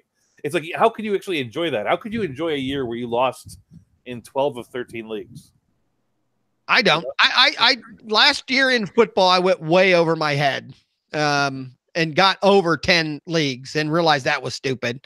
And a few of them were even free leagues where, people in the chat room started or Lenny started and blah, blah, blah, this. And and realized that and the reason I ask, and I kind of brought this up because Jim was on the show, because I know he's going to have to go before 2:00, is Ronus. When I hear Ronus talk, Ronus acts like he's in 12 and 15 leagues sometimes. Is he that good that he can do it, or is he not? Is he maybe not in that many? He's probably Are you doing this on purpose here? Easy. No, it's truly a question. I mean, Ronus talks like he's in a lot of leagues. And he does well in all of them. Now, maybe he only talks about the ones he does good in. That's the key. If you're these guys, if you're in 12 or 15 leagues, you can always win something. And you can always tout yourself as the winner. Well, plus, I guess my thing is, though, and I know, I do think people put in a lot of time when they do radio shows and all that. But at the same time, when this is your job, you're also doing more. I mean, there's times where I cannot do fantasy information. Easy. Quiet. They're whispering to each other. Quiet. Weird beliefs in this, though. We're not listening to anything you say. Did you see me? Fucker. Listen, it was whispering sweet nothings in my ear. Hey, Nothing. They're sharing a microphone so we can eavesdrop on. I know. I know. I can't believe you said that about Cha-Cha. Hey. I cannot believe you said that about Cha-Cha. I know Cha-Cha. He's nothing like that. Hey, what are we talking about again? No. If can people like Ronas get away in being in more leagues because their job is fantasy, so their research, I don't want to say falls hand in hand. And again, when I'm doing stuff at work and not listening to the chat room, but Hey, I can't really do a lot of baseball stat stuff until I get home, so I'm limited to being able to control more than 3 or 4 teams. So Jim, 4 is all you do. Do you limit yourself to 4 because you know that's all you can handle? No, I'll answer this question. I got to man up a little bit. I don't even care. I actually, for the first time in many years, I actually bowed out on a league this year because, for one thing, I don't like to play in a league where I don't play. So I joined a league before I joined Cha-Cha's league that we're drafted on Thursday. And it was a $25 league that was just for fun, kind of. It was whatever. I don't need to say what it was. But I was like, he asked me, and yeah, it's only $25, but that's the kind of the type of guy I am. And I hope all these freaking experts that I've been listening to for 15 years are the same type of people, but maybe I'm wrong. But I asked the guy, and he asked me, and he was like, well, you want to go out? And I said, yes, I do. I go, I'm probably not going to pay attention. I just didn't feel right. Yeah, I would have drafted, but I don't think I would have paid attention because I got into I think 3. I personally think 3 is the max. I'm in 3 this year. I did 4 last year, and I didn't pay attention to the 4th year because I couldn't. Right. So getting back to what you're saying about, go ahead. What determines which of those 4? And let's go back to last year. Obviously, how do you prioritize based on how well each? I've heard different people say, well, I prioritized based on these 2 took off early, so I'm going to keep managing them because I'm already winning. And these 2 I paid less attention because they didn't do well. Or is it based on money or the friendships you have in the leagues? How do you determine which ones you're going to pay more attention to? Well, to be honest with you, baseball is different because a lot of people, you can't get a lot of people. So the money never matters to me, to be honest with you. Right. That's the thing that bothers me the most about this sport. In this industry, I don't care about the money. Like, I understand it's an industry and you're supposed to make money. I don't care. My favorite football league, and I said this a couple weeks ago on this league, is a free league. I've got 2 stupid little trophies that I won, 10 years difference. Yeah. And they're just trophies, guys. Right? But you there's know what? pride on the line. All 12 people played for a stupid trophy. But I've been in leagues that I paid $250 to join. 3 people stopped playing about mid-season.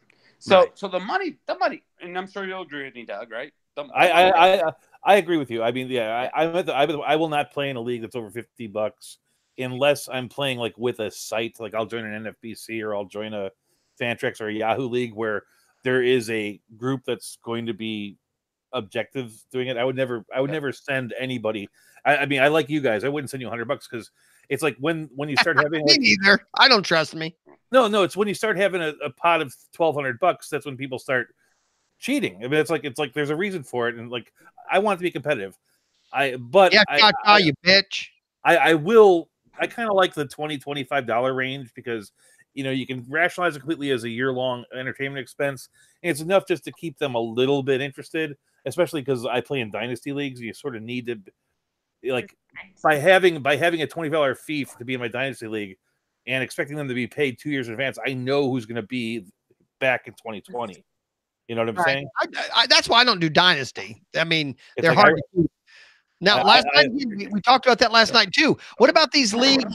Some of the websites now where they're taking a cut to manage the money. I'm not a fan of that either. I'd rather trust Cha-Cha, and if the bastard steals my money, I chalk it up to blah blah. Then the site that's taking 10, 12, 15% and doing nothing other than, letting you play there, just to manage the money. I'm not necessarily a fan of that. I get it for big money leagues where you really don't know anybody. Maybe you got to have a service that handles your money, but I don't like giving 10, 15% of the winnings to the damn house, technically. Do either of you play any leagues like that where the money is in a escrow type account or in one of the league accounts and you lose some of the percentage off the top? Well, I mean, if they're getting the interest, that's no big deal. But I played in a football league like 3 years ago. It was like $50 or whatever, and they introduced me to this site called League Safe. It's like somehow like that makes people. So I put this money in the League Safe. It cost me like $1.20 to put my $50 in, and if you won, it cost you like $3 to get your money out. And at the end of the year, I played in the third place game. Like the winner got something, and I won that. So I basically got my $50 back. Right. And with League Safe, it literally I had to like pull teeth to get that money from them. Like it's like League Safe.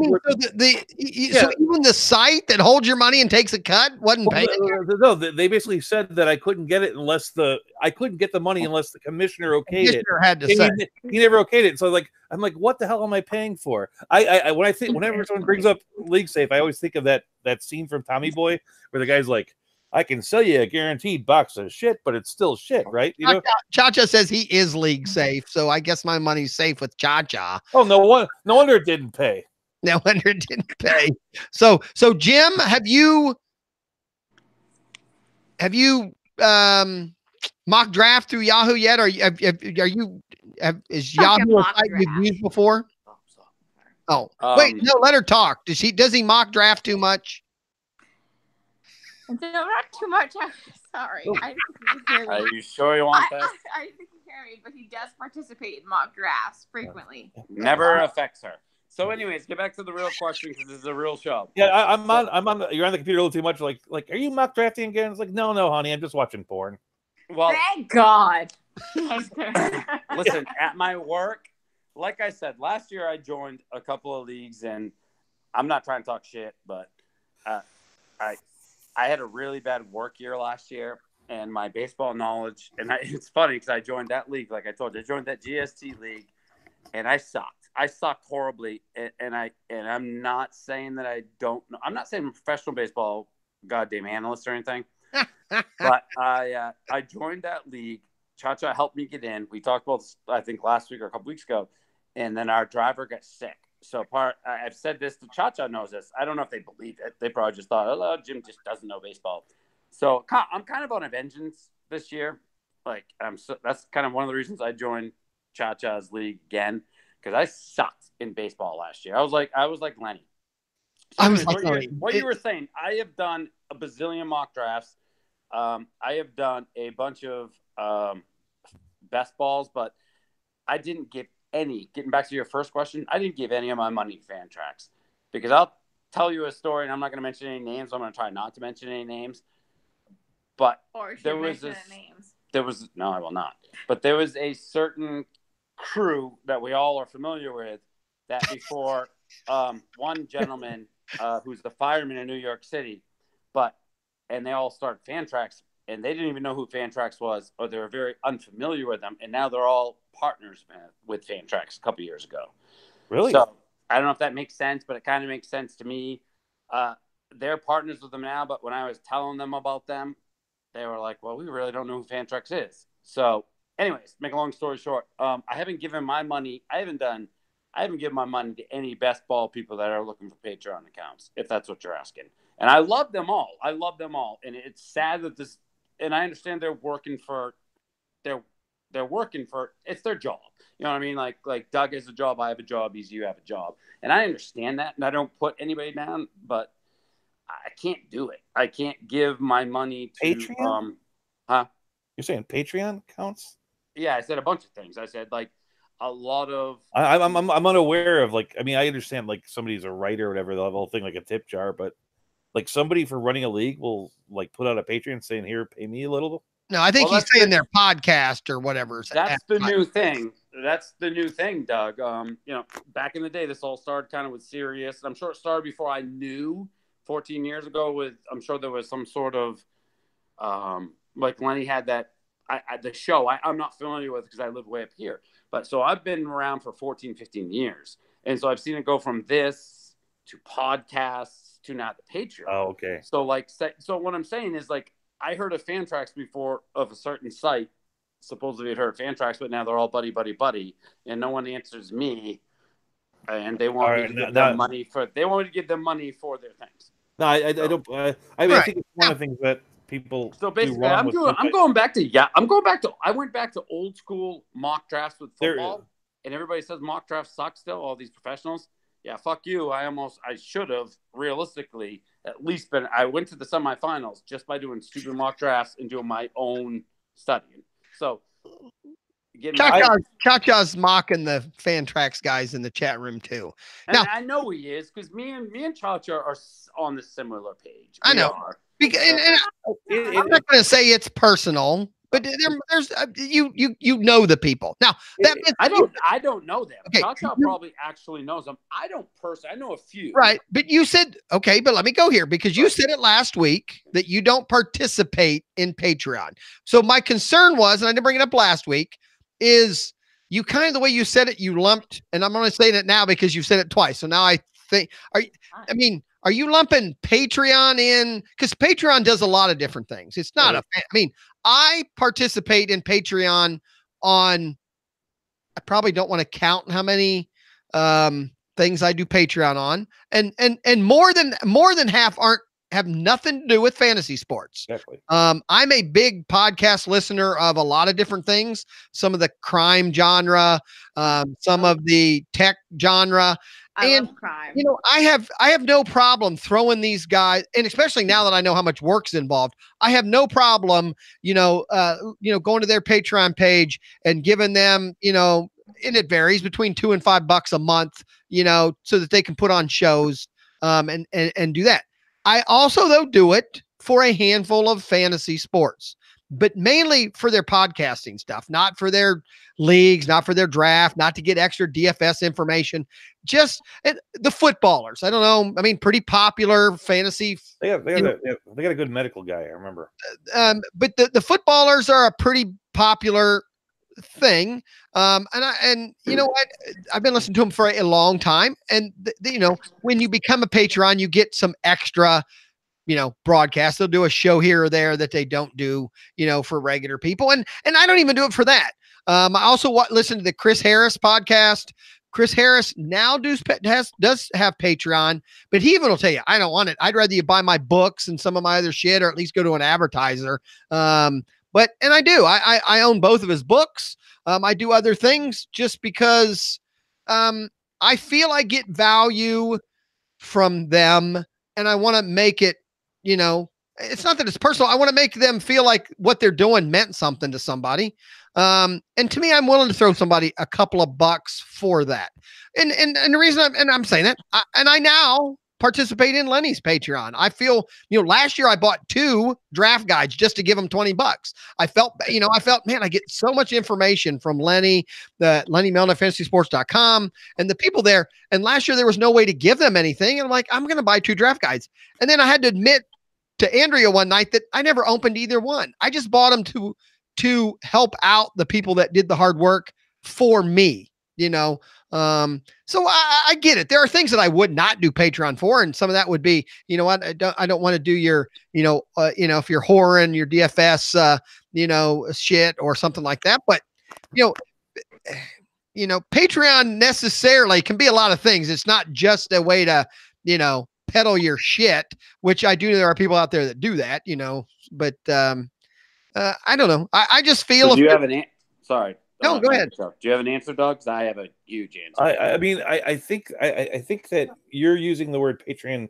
Patreon is a website. The we think of it is basically when I encounter Patreon, I haven't encountered it the way you have. It's like somebody does something that's a service that I like a podcast, and they'll say, "Hey, join our Patreon. Sponsor for like $2 a month."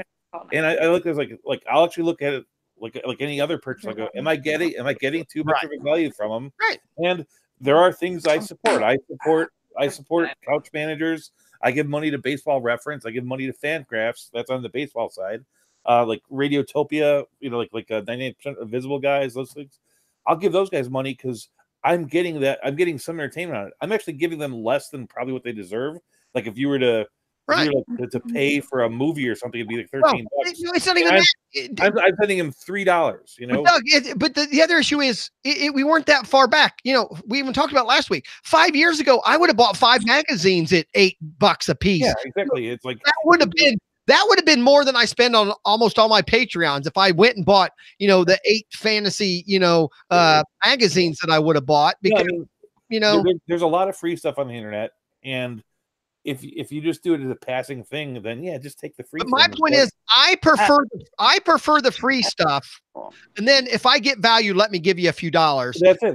I've joined some of the sites that want $25-$50 for an annual subscription, and I don't get shit out of it. So have you joined the Athletic? Because I heard that one's pretty good. But other than that, I have not. I've never seen anything in the realm of fantasy sports where the free stuff isn't as good as the pay stuff. Well, Jim, now go ahead. No, I agree. Doug, I agree with you 100%. Now, listen. This is my opinion, but we've been around the block for a long time. I'm not. It's a business. It's a business. The people we listened to 15 years ago, they went in. Frank was an intern at one point. Oh, you're so nice. So I mean, my new now favorite. the gentleman. Now he's moved up. He's trying to make, he's a 27-year-old guy. So, I mean, I understand it, but it's so hard to listen to these people, support them. They follow you all of a sudden, and then all of a sudden, and he doesn't, and you know what? Those guys are super nice. They've never asked me for money specifically. And I understand what they're doing and trying to push it, but it just doesn't make sense because the whole fantasy network started in Sirius for camaraderie, right? Years ago. So, I mean, it's kind of like we're losing it now. It's like, oh, well, if you want my information, you have to pay me. It's just, I will not do a Patreon. I won't. I think I did the Lenny's thing, and I will do Lenny's thing. I bought the guide last year. I love Lenny. I love this network. I've said this 1,000 times. I'll say it again. I've got mad and left a few times, and I'm man enough to say that I've done that too. And as Cha-Cha would say, put my little, my panties on and ran away. But I always come back because this is what I hear from him is what I heard years ago. And I think if they could have kept that going, it still would be strong. I think there was some bad choices. And I think Sirius probably made some bad choices. And or maybe I'm wrong, but I don't. No, I don't think you're wrong, unfortunately. And I don't hold my opinions to anyone. And I think Lenny and Andrea know I will say anything, because unfortunately sometimes Lenny, pushes. And again, I can't recall, today, but he was being a little sarcastic comparing football and baseball again. My problem with that is if. We can argue this, but if you don't see the writing on the wall, that fantasy football, if you're going to have a fantasy website and not include football, you're going to lose some people that could be, viable customers. Baseball only, I think, is a hard sell right now. I mean, I get it. Lenny thinks it's a market, and I agree. I listen to it all day long. We have baseball all day long. But when me and Chris spend 45 minutes this time of year talking football, I do get a lot of people and think, oh, it's football, I'm out. And that's fine. What's the problem with that? But a person gets my problem is what they want to listen to. But if you want people to enjoy the community, you have to give a little bit for everybody in that community. Even if the majority of them are baseball people, I do both. I still want basketball. I enjoy that, JJ talks basketball and stuff. So I'm one that I enjoy sports talk in general. So, but my thing still with Patreon though is, Jim, the ones I deal with, I've never done any that are Patreon only.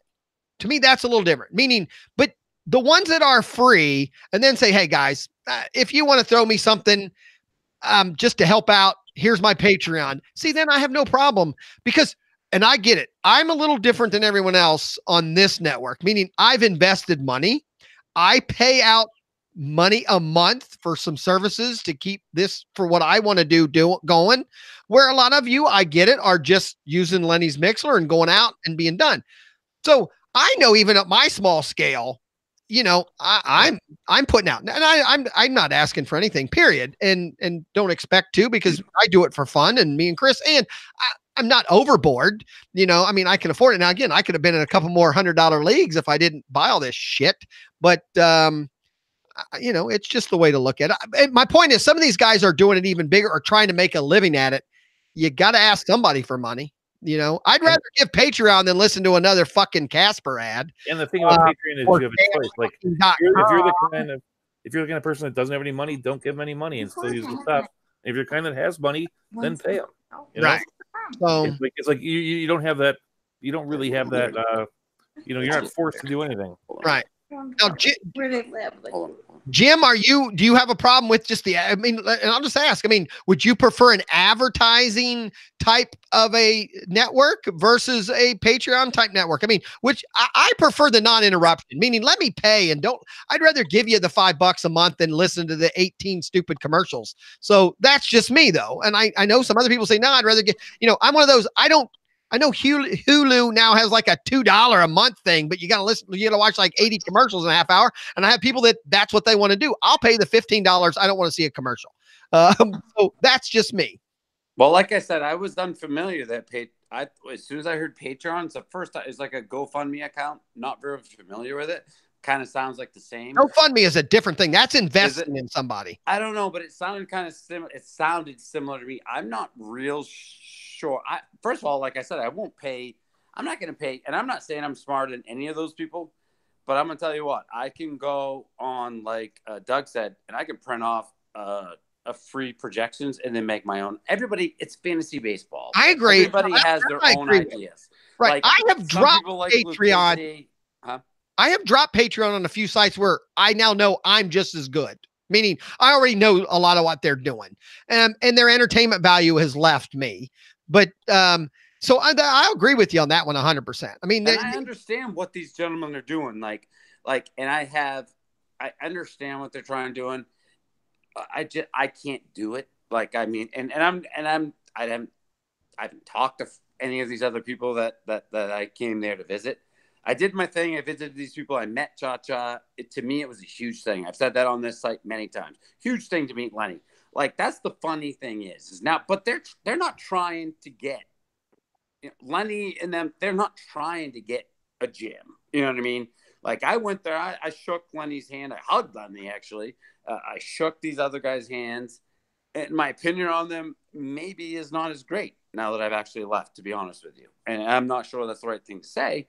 But they're trying. But at the same time, I respect them. They're trying. They're like me and you, right? It's a job. Maybe it wasn't the right choice for them to make, and it's probably not going to be successful. Maybe they should do something different. But I'll never do a Patreon account. And there's only one person in this league, or not in this league, but in any of these people that I have not talked to, or I've talked to that I have not beat. And maybe he's cheating. Yeah, that's Adam Romas. So I mean, I've beat Cha-Cha, I've beat Andrea, I've beat all those BFFs. Oh dear. Just so DK Lush is going off now. Okay, just hold on though. DK Lush is asking, you know, he doesn't even know what Patreon is. Patreon.com or on Lenny's website on the front page now. There's the Patreon. You know, Patreon.com, and then you can look up Lenny Melnick but it's anything. I'm gonna say Doug said it earlier, and I think kind of fits in. The word tip jar to me, I mean, Patreon, there are some sites that use it more as a tip jar than anything else. Meaning right now that's Lenny. Lenny uses it right at the moment. And Lenny's not even a fan of doing it. Me and Lou had to kind of, meaning, you know, and my point was, Lenny, I just want a way to give you some money to help you out because I don't want to not get the information. So, you know, it is like a tip jar. It's a way for you to give a couple bucks, and just the way Lenny's doing it. Hey, you can still get me for free. You can still get all these shows for free. You can get the chat room for free.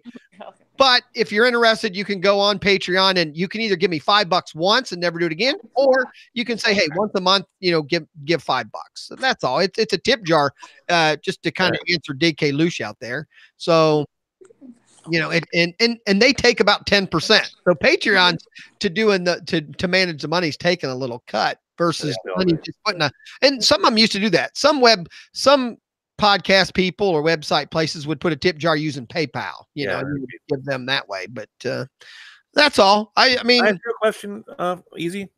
No. No, I mean, Oh. there's this thing in there about in the chat room about like you should talk about fantasy football when there's some real reason to talk about it. Has anyone really stopped you from talking about fantasy football here? No. Lenny's great to me. I love I think Andrea and Lenny know me now long enough that I'm going to do what I want to do anyway. And so that's fine. No one is saying anything. Now, have I seen, every once in a while I'll see people pop in the chat room and go, you guys are talking football, and they pop out, that kind of thing. I mean, but there are 250 million people in America not listening to you, EZ. Don't worry about that guy. I'm not. Me and Chris, when we started this, admitted right up front, if we're the only two that listen to this, we'll be fine. Me and him enjoy talking about fantasy sports together. So I think the only real thing about that baseball football thing is like, it's like when there's nothing going on in football and baseball season's going on, that kind of rubs me in the wrong way. But I'm pretty good. But right now there's something going on. I can't even say that. But at the same time, last week, Chris is the football guy. That's all Chris knows. So when we talk football, I will try to put in a twist every once in a while and say, okay, let's twist this in a fantasy thing, meaning, this kind of information could work for, football or baseball if it's, how to manage or do things. Some fantasy. Jim, you agree? If you do both sports, don't some skills translate back and forth? You should know.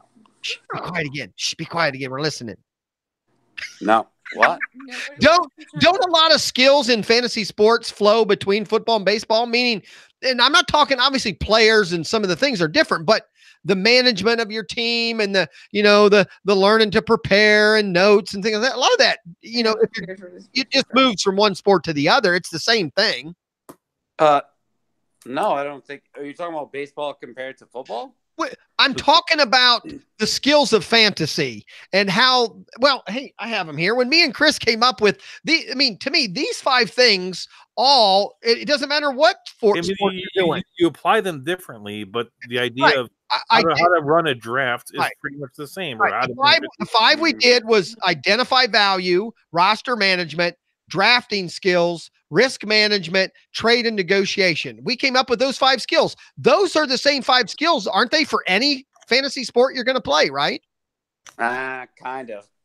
With football, for the most part, I think if you draft correctly and you pick up the right person, you might think of it just one pickup, like Lindsay for example. The waivers are much more probably important. one person in the league. That's it. That's the only pickup they had to do. They drafted correctly, and then all of a sudden they picked up Phillips, Lindsay, and then they won the league. Baseball, being every day, you just can't compare it. In my opinion, even basketball. I mean, basketball's head-to-head. I hate it. It's annoying because they won't play. So I don't think it's the best team drafted. I think it's really the best team who's playing weeks. It's not about the time involved. It's about you're basically doing the same things in football, just doing it once a week versus in baseball you're doing it 7 times a week, right? I agree. Yeah. My point is there are a lot of things that just flow between the others. Meaning if you're a football player, what card we got there? Oh, I was teasing. Is that your Conseco card? No. Park? I was just being silly. Carry on. Who's the Natty Light? Who purchases the Natty Light? Who decides the Natty Light is what we're drinking? Team set from 1990, and Jim doesn't want to see it. So Jim. Oh, what a party! I still want to go back and give the props to freaking Lenny. He's instructed me to go to bed. Well, okay. Embarrassed now. No. Go ahead, Jim. Right now. Go ahead, Jim. I'll let you say your piece now. Great for shows. Anyhow. No, I think you had something you wanted to say. You said let's get back to something. Well, yeah, you skipped the conversation. I was talking to her, but I just I wanted to get back to why like I said, I love Lenny and why that I still I did the Patreon thing for a little bit and I probably will go back to it. But if I was going to give anything, it would be to Lenny. And Lenny, I think my wife fell, but Lord, thank you for coming on. Unbelievable.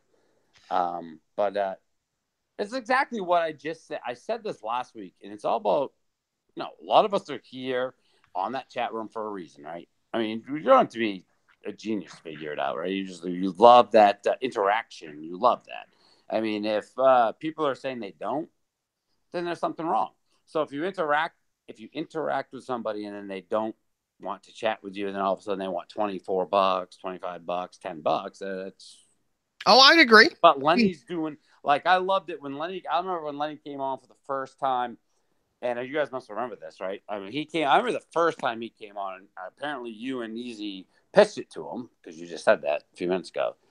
You got to do the Patreon thing, and you could even hear it in his voice. Like, that's the reason I'm here. I was like, when I left and got a little, I mean, and Cha-Cha will probably agree with me, and I wish he was here, but he's not. But whatever. Yeah, he's out there in chat room. He's listening. I mean, you guys know what I'm saying. I've drank a lot. Sorry. But I also told him. I mean, he didn't even want to say it. Like, he didn't. Lenny came on and he said, and he also, I listened to him on Sirius, and he says a lot of, to me, and maybe I drink too much, but he says a lot of quick things that he's, I don't know.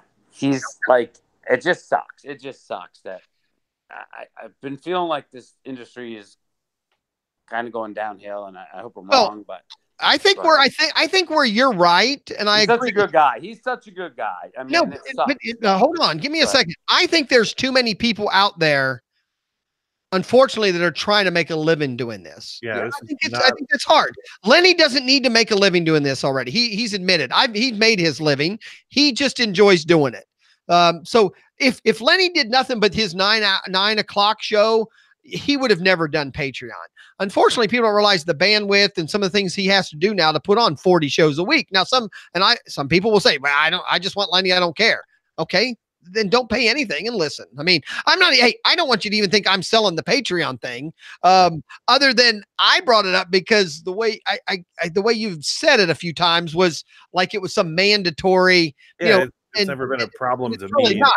I just felt Lenny deserved a way for me, 100% only me. And that's how it even came up the first time. Lenny, consider Patreon so that I can give you money. And this was even before I was doing a show on his network.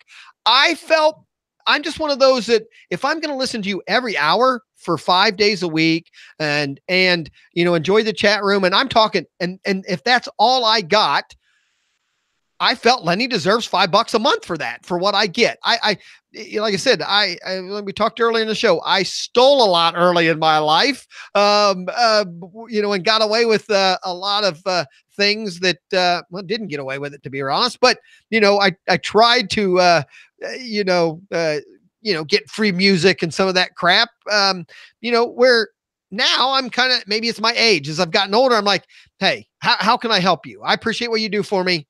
Put a tip jar up there and let me give you a few bucks. And yeah, Lenny felt bad about it. But that's really all it is. So I don't want Lenny to go away. I do want that hour baseball every day at 9 o'clock because there aren't many people left doing it. Well, he deserves it. He deserves it and I'm not kissing his ass. Like I said, I love, and you guys know I'm fairly, yeah. Anyways, he deserves it. I mean, the guy, he took a phone call from me as a regular fan last year. And, I mean, it was great. It was great. And like I said, I mean, he deserves it. I mean, yeah, I was pissed off he didn't come to Cincinnati last year when he did his tour. That was the date that got bumped out. And there's there's a pretty good group of us that are in, I'm Dayton, obviously, but Cincinnati would have been an hour drive for me. I'd have gone down there to have, time with Lenny. Is that when you saw him last year, was when he was on his tour? Me? Or did you go down to New York? Because my dumbass joined that fudging GST league. That's right. Because I wanted to meet all these people, which Cha-Cha did say once in a message, a Twitter message, because I did message Cha-Cha. I'm getting, all right, Jesus, I'm going to have to leave soon. We're wrapping it up. We're going to wrap it up. He did message me once when I talked to him. He was like, you meet us, it may not be as nice as, Cha-Cha's a great guy. I mean, he really is. Dick. He may come off as hard as he, whatever. But and he was right. But no, I actually opened the door for Lenny. I'm sure, I don't know. I ran to the store to get I went down to New York. I stayed down there. My wife was not happy. I did that GST baseball draft. and whatever. I did very, very, very poorly, and I did meet the BFFs the night before, and maybe that was the reason because they, anyways. But I ran down to the store to get an energy drink, and then as I was coming back, I was walking into GST, and Lenny was coming towards me, and he didn't know who I was. You know, he didn't know who I was at all. And so I saw him, and of course I know who he is. And so I opened the door for him, and then he gave me a hug, and we walked in together. And then that was pretty much it. But I mean, that's cool. No, it was cool. It was, to me, it was super cool. Like, that's what I'm saying. Like, I'm getting back on that whole Patreon thing. Like, well, the whole point of Patreon is now you have to pay $5 for that hug. No, the whole thing about Patreon is you don't have to pay anything. No, the whole point is this started as fantasy, started as a camaraderie, right? It started as a camaraderie, and now we're selling it as a sport. Well, I agree. No, I think where Jim's going, and Lenny doesn't agree with it. Cha-Cha, I'm sure. Hopefully he doesn't agree with it, though he's getting into some bigger leagues now, so maybe he does. Well, but my point is 35, 40 years ago, I guess I've heard rumors, the 70s when some of the guys really started playing fantasy sports. If you told those old timers to pay money for information, they would look at you. No, that's the fun part. I mean, I don't even think guys back then would look at you and go, I'm not paying you for information. I won't even listen to you for information. I'm going to go get my USA Today. I'm going to go get my, the New York Times. I'm going to go get my Washington Post. I'm going to the bookstore and buy 8 newspapers, and I'm doing my own research. I'm not going to pay anybody to tell me how to do my fantasy shit. That has changed, right? I mean, a lot of people now just want someone else to do the research and then tell them about it. Yeah, that's the people aren't putting the time in. The entire history of fantasy sports is a history of people having this really great idea that should make a lot of money and making absolutely nothing at it. You think about the guys from the rotisserie, rotisserie restaurant. It's like Daniel Okrent birthed a $3 billion industry, and all they made off it was the sale of those books at the beginning. That was it. I mean, sure, they made 60, 80 grand or something. That's what it is. It's like there isn't money in this. Right. We didn't get together for that. What it started sort of in a lot of places where just a bunch of people who liked sports and who liked math, right? And they got together to have a good time together. That was it. There wasn't really this idea that anyone could make money. And nowadays, you still make money. But I think that's my point. If you want to go out and do all the research or do more of the research on your own and look stuff up and only, and you listen to a few here and there, obviously you can do that now and not pay anyone a dime.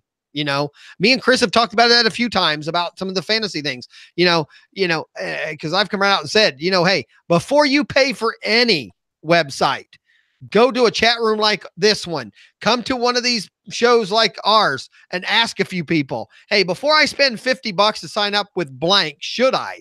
I have Chris, because he writes for a few, won't say much. I had Lou on before. Lou won't say. That's the problem. Everyone's afraid to offend anybody that they may work for someday. I'm like, if you come to me and say, hey, should I pay money for this website? I'll tell you, hey, I've joined them all at some point. Which is also part of the reason why we should be happy that Lenny chose to go the Patreon route instead of the advertising route, because the advertising route will change the content a lot. Exactly. That's what's happening with fantasy now. They're changing the content because the advertisers are telling them to. So, one of the problems that has happened over the past 6 years was the influx of DFS money, and it changed the nature of the thing. Right. Where if Sirius would have just stuck with my $15 a month is enough to cover the cost of a channel and advertise, some of their own websites, they'd probably still be talking fantasy baseball and shit right now. I think of like the podcast I was listening to 11, 12 years ago, which was like 2 guys who like baseball recording themselves for 2 hours, making absolutely nothing. Crazy bastards. But then 6 years later, somebody walks to him and goes, hey, we'll give you $300 to talk about DFS for 25 minutes on your show. Cha-Cha just promised me a hand job. That's all. That's the only reason I do this. Cha-Cha. DFS is ridiculous. It's so crazy. It has changed the industry. And that's 100%. But I don't even understand. Like, these people keep saying they're like, what's that douchebag's name there? That fucking Sincata? No, I like Sincata. Well, he's a DFS guy. That douchebag that was on that TV show back in the day that Parsons just signed with. I should probably get cut off. The douchebag. The douchebag. All right. Fudge is that? Pat Mayo. No, he's with Elite Mafia. Oh, Got me. Tony G. Thank you. Yeah, like that guy. I followed him for about a week, and he about 7 years ago, and he just drove me crazy. He was just like, "This is what you got to do to win money," and I'm like, "What? This is not what I joined." I do fantasy baseball. I mean, we did this because friends got together and did the league. Like, it's just, and I know it's business, and maybe I'm just getting old and upset that it's changed, but it just sucks. All right. Whether they like it or not, it's not really a business because no one. Well, it is. It is. That's what apparently it is, Doug. That's what they've Yeah. I mean, no. 13 of every 14 people that do something in fantasy make next to no money. Right. Most people, even the ones we think fine, of, are making money doing not something else. selling it as a business. It's like you write an article for some of these websites and they pay you $22 for a lot of work, and it's like you do it once in a while, you make it, then all of a sudden you're a fantasy writer. I mean, I don't want to put. But you're not going to write 180 things a week to live on it. But it's nice if you can go out on a Friday night and have your beer paid for by someone else because you did this. That's why cool. are so many people doing it? Like, so I'm confused. So the reason we're doing it is because we're sick. We love this thing. Doug, I'm not talking about us. I'm talking about the guys like Adam Ronis, Tommy G. Yeah, but see, they did it when it could be done. I think you're naming the only guys that maybe did it for a living. I mean, there aren't that many of those guys. There's only a handful that are doing it. Yeah, I believe that. The number is probably about 40 or 50. There's still 24 hours almost of. Well, the difference they have there is that the world is made up of micropayments, and that's why they're being jerks to you. Is like because they're on in New York, because they're on in New York, they can get to, even if they're like 1% or 0.1% of the people listening, that means that they have something like, I don't know, 50, 60,000 listeners. And if they can get $1 from half of those guys once a month, then they're making $100,000 a year. I mean, if you're talking FNTSY, half of their staff is on camera. I mean, he'll produce one show and then an hour and a half later, he's the host on the next show. I mean, they're not paying a lot of people. There's not a ton of people there that are getting money. And Sirius, most of those guys are making money from their websites. They're not getting paid by Sirius. They're actually paying. Some of them actually pay for the hour. They're using Sirius to. Yeah, Sirius is their brand up. Right. They're paying Sirius to be on for an hour so they can push their website so that you come and join their $50 service, which I've joined many of them. And I'll be the first to tell you, a lot of them aren't worth joining, period. I'm sorry. They're not. No, 100%. No, I agree with you. That's what I'm saying. Like, unless you just want your junk held and let them run the team for you and live and die with their few opinions. But I guess we're dumb enough to keep doing it, right? No, we're not. We are. We're not dumb enough. We're not dumb. We like doing that. Andrea said the same thing. He's like, why join Adam Ronis' team? Why give him another $115 for the third year in a row? Well, but that's different. See, you have an opportunity to still beat them. Paying someone to be in their league's a little different. I mean, we're trying to beat them. And you could theoretically, by winning the league, getting rich playing $100 leagues. What's the big deal? And I don't think he's rich. Is he taking a cut of the 115 just for being there? No, I don't believe he is. No, I believe then there really is no difference between being in a league or being in a league with me and being easy. Right. No, I understand that. But all right. It's still the point of, it's Adam's league, and I'm like, why am I still doing this? Because he's won it 17 years in a row or something. Like that. I do know, and me and Chris will talk about this tomorrow night. A lot of commissioners do set up the league and the league rules to benefit them first, and then the teams, the owners second, especially if it's those kind of leagues where someone's, opening them up and starting them, and then you join, versus my home league, we vote on everything. Some of these other leagues, there's no votes. It's just, here's the way it is, and do you want to join, yes or no? So, guys, we're ending. We're stopping. I was just looking at you because it's like we crossed 12 o'clock, and it's like you were chugging along like a train, not giving any indication that you're even aware that it's 12 o'clock. And like, didn't he say that he was going to cut this at 90 minutes a while ago? We're stopping. I want to happening abruptly. I have to thank Cha Cha and DK Lush, Kevin. The chat room I mean, nobody was out there, I think, the first half hour. And I think they heard Beth was on. Royals coming out. So I appreciate everyone out there. Dan Gilbert was there for a minute. Doug, I appreciate you being on again tonight. And your show's 10 o'clock on Saturday. It's worth the catch. You were 10 o'clock on Saturday. If you can't make it, download it and listen to it at your own convenience. It's an hour.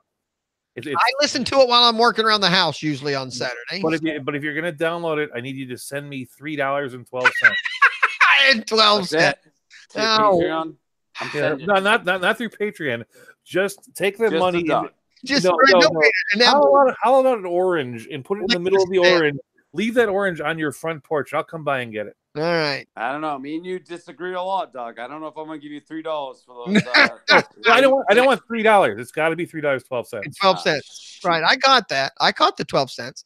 JR, Slice, or Jim, I appreciate you coming on. I appreciate your wife participating. She was very entertaining. She's funny. Maybe next time you'll let her have her own cell phone. I'm going to work on that now because, again, I told everyone we talked early, my quick little few minutes, and we'll be done. Start next week, guys. Email me, justafantasyfan@gmail.com. You can DM me on Twitter. I'm actually pretty active and keep track of that. It's just I'm EasyKill at a fantasy fan or at a fantasy fan. Start next week. We're going to kind of start working on a schedule. So if you can, make certain, the shows are Tuesday at 10, shoot me an email on what shows you're interested, what dates you're interested. And hopefully because the goal is tonight work fine. We had 3 or 4 people technically. Oh, don't make my wife get up. So, but my point is the show actually works better when there's 3 or 4 people, maybe up to 5. And that's what we're going to try to do. Keep it. And I need to make sure that I have 3 people where instead of just me and Doug. Yeah. And so unfortunately, Doug is my go-to. Doug's every week if I don't get enough people. I promised him that I would be the backup plan. But if you guys want to be on, it would be. There's actually some place I need to go like one Tuesday, right? And I would you're not allowed. But if 5 people signed up and you go, you're free. And I'm not going to take it back to what I'm saying, but it is back to what I'm saying. I looked at a few scheduling programs and some of them, again, it's back to, I'm going to pay $25. And then one was like $9.99 a month for some scheduling service. And I'm truly interested in doing it. If it's easier for me, I'm willing to spend the money, so like I said, quickly, my tab on doing these free podcasts, that's my point there. And I'm not trying to make money and I'm not even asking for money, but there are expenses, but, I'm trying to figure out how to make Google Calendar work somehow where people can just log in and put their own damn dates on there. Can't you use Google Forms and have the answers go to calendar? I'm going to put out there for anybody that can figure out a way where I can have a self-scheduler. I'm going to hang up now. If you switched it 9 to 11, I'd be here every week. Well, okay. The problem is I would love to have you every week, but I'm trying to make it to where I have a schedule where you don't have to be here every week or we know who else is going to be on. So it'll work out. We'll make it work. Doug, I appreciate you coming. Doug's gone. Jim's been gone for about 30 minutes. Those 25 ounces kicked in. All right. I'm going to hit the goodbye music. Everybody, tomorrow morning, Lenny at 9 o'clock talking baseball for you guys that actually want to get baseball information. It's well worth whatever you don't pay his Patreon account. That's fine. Don't worry about it, but participate. Again, this has been EEEZ Around the Table, a fantasy fan round table. At Lenny Melnick, fantasysports.com, the Legend Sports Network. Everybody say goodnight. Thanks for coming out.